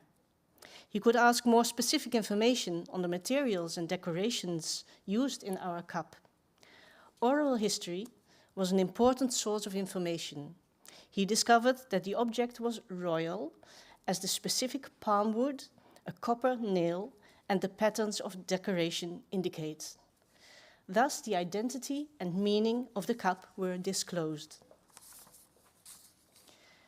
Working together internationally like this is different from just asking questions about an object to museum people or specialists in the country of origin.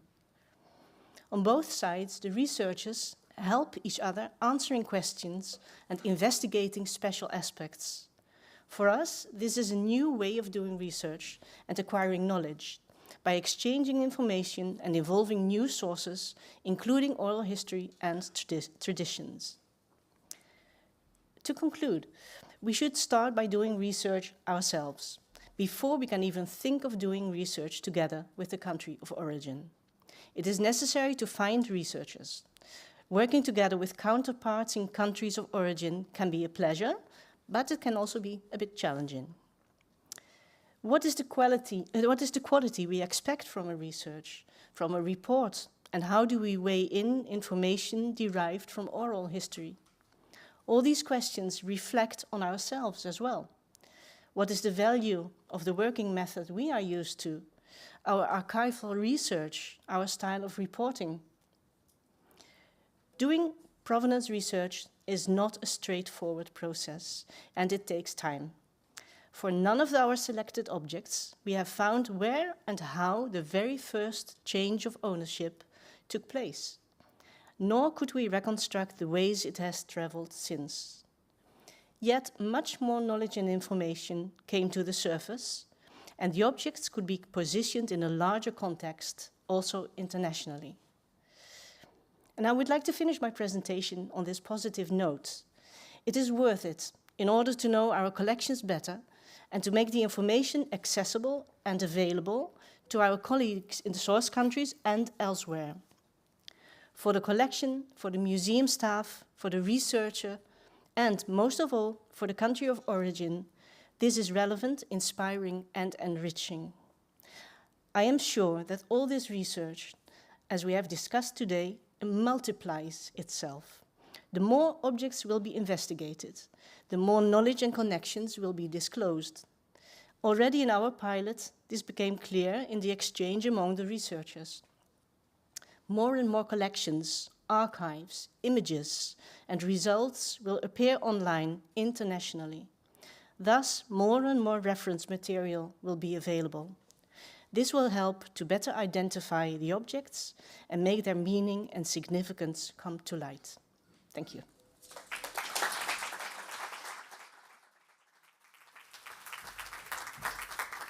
Thank you, Hannah. We move on to our last speaker today, and that's Mr. Taco Dibbets, the director of the Rijksmuseum Amsterdam, to share some closing remarks with us.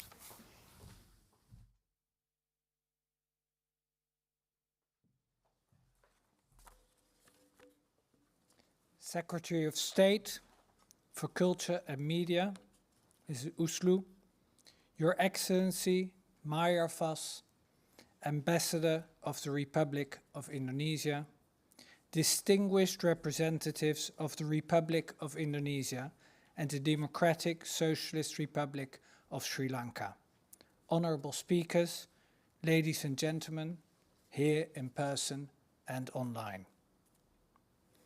It's not simply about the return of objects. It's about knowledge production. It's about rewriting of histories. It's about dealing with past injustices. That's where I would locate the discussion of returning objects. These are the words of our colleague Hilmar Farid, Director General of the Indonesian Ministry of Education and Culture. You heard them before, and this is not accidental, by the chairman of the Committee for Repatriation. Restitution policy lies unquestionably at the heart of museum practice. I have been part of the Rijksmuseum team for quite a number of years now. And the longer I spend surrounded by the museum's objects, the more I am aware of the extent to which colonialism and colonial violence are intertwined with the formation of the collections. It is vital that we continue to be aware of this. In October 2020, the Commission Gonsalves on colonial collections stated that the need for the Netherlands to recognize the injustice done to former colonized territories, our readiness to rectify this historical injustice needs to be a key principle, underpinning our policy in the handling of these collections. Therefore, the unconditional return of objects that were looted or stolen should be an integral part of that policy. And I would like to make it clear that the Rijksmuseum and the museum where we are today supports this wholeheartedly.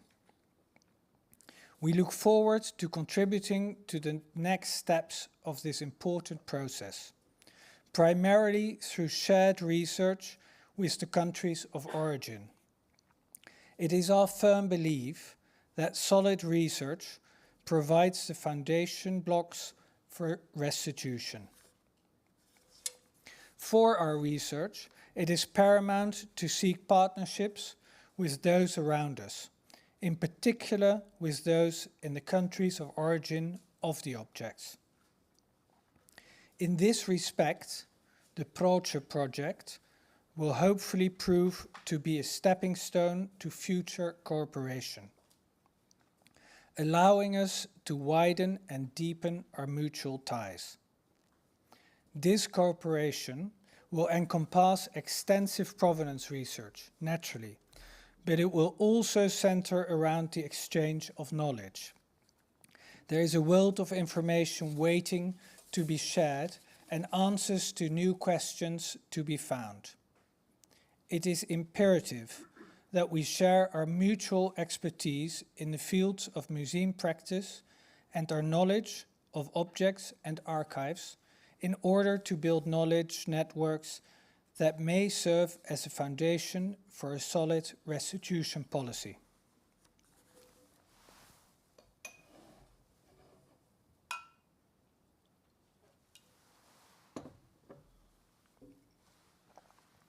For a museum, research is an everyday activity and may seem self-evident and unquestioned.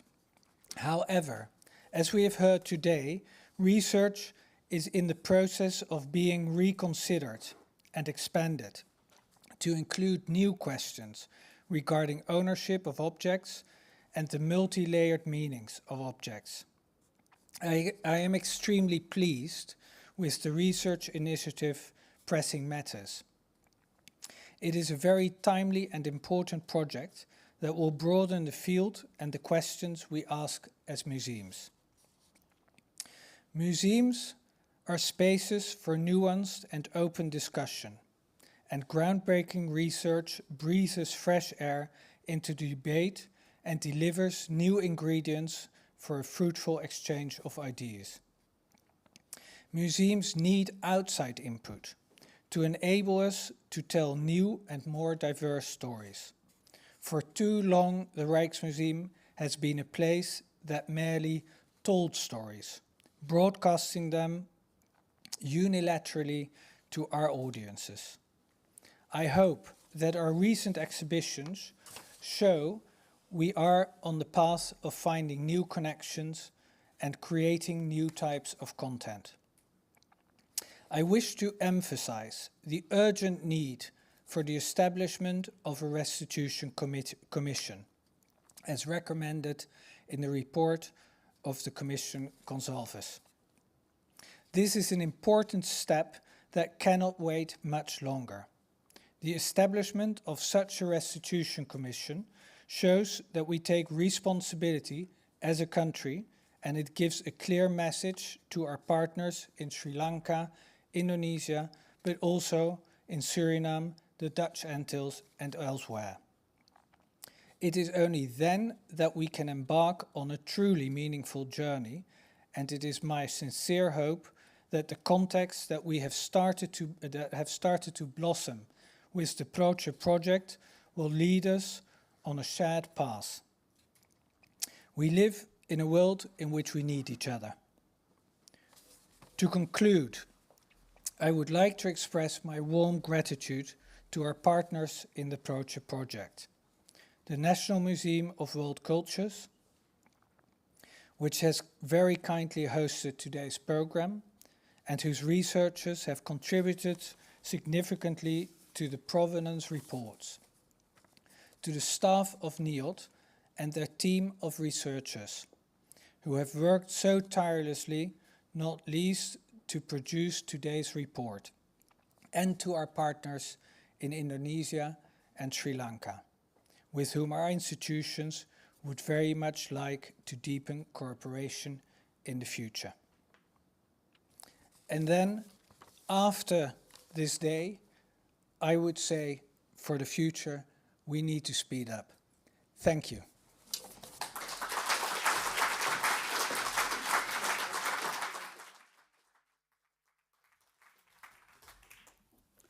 Thank you, Taco, for these important words. And thank you all for being here today, here in Leiden and online. And thank you all to all our speakers from Sri Lanka, from Indonesia and the Netherlands. And of course, a special thanks to the State Secretary for Culture and Media for being here so long. We are going to have drinks downstairs. I'm sure you are all waiting for that. But there will also be something serious downstairs, and that's the report. There's a copy for everybody downstairs.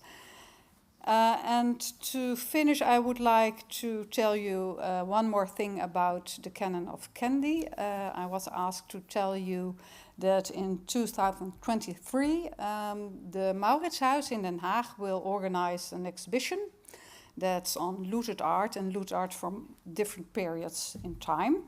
World War II, the Napoleonic Wars, and from the Colonial Era. And the case of the canon will be one of the main topics in this exhibition, so please go and see it in 2023, but I'm sure we'll hear more before that about the canon.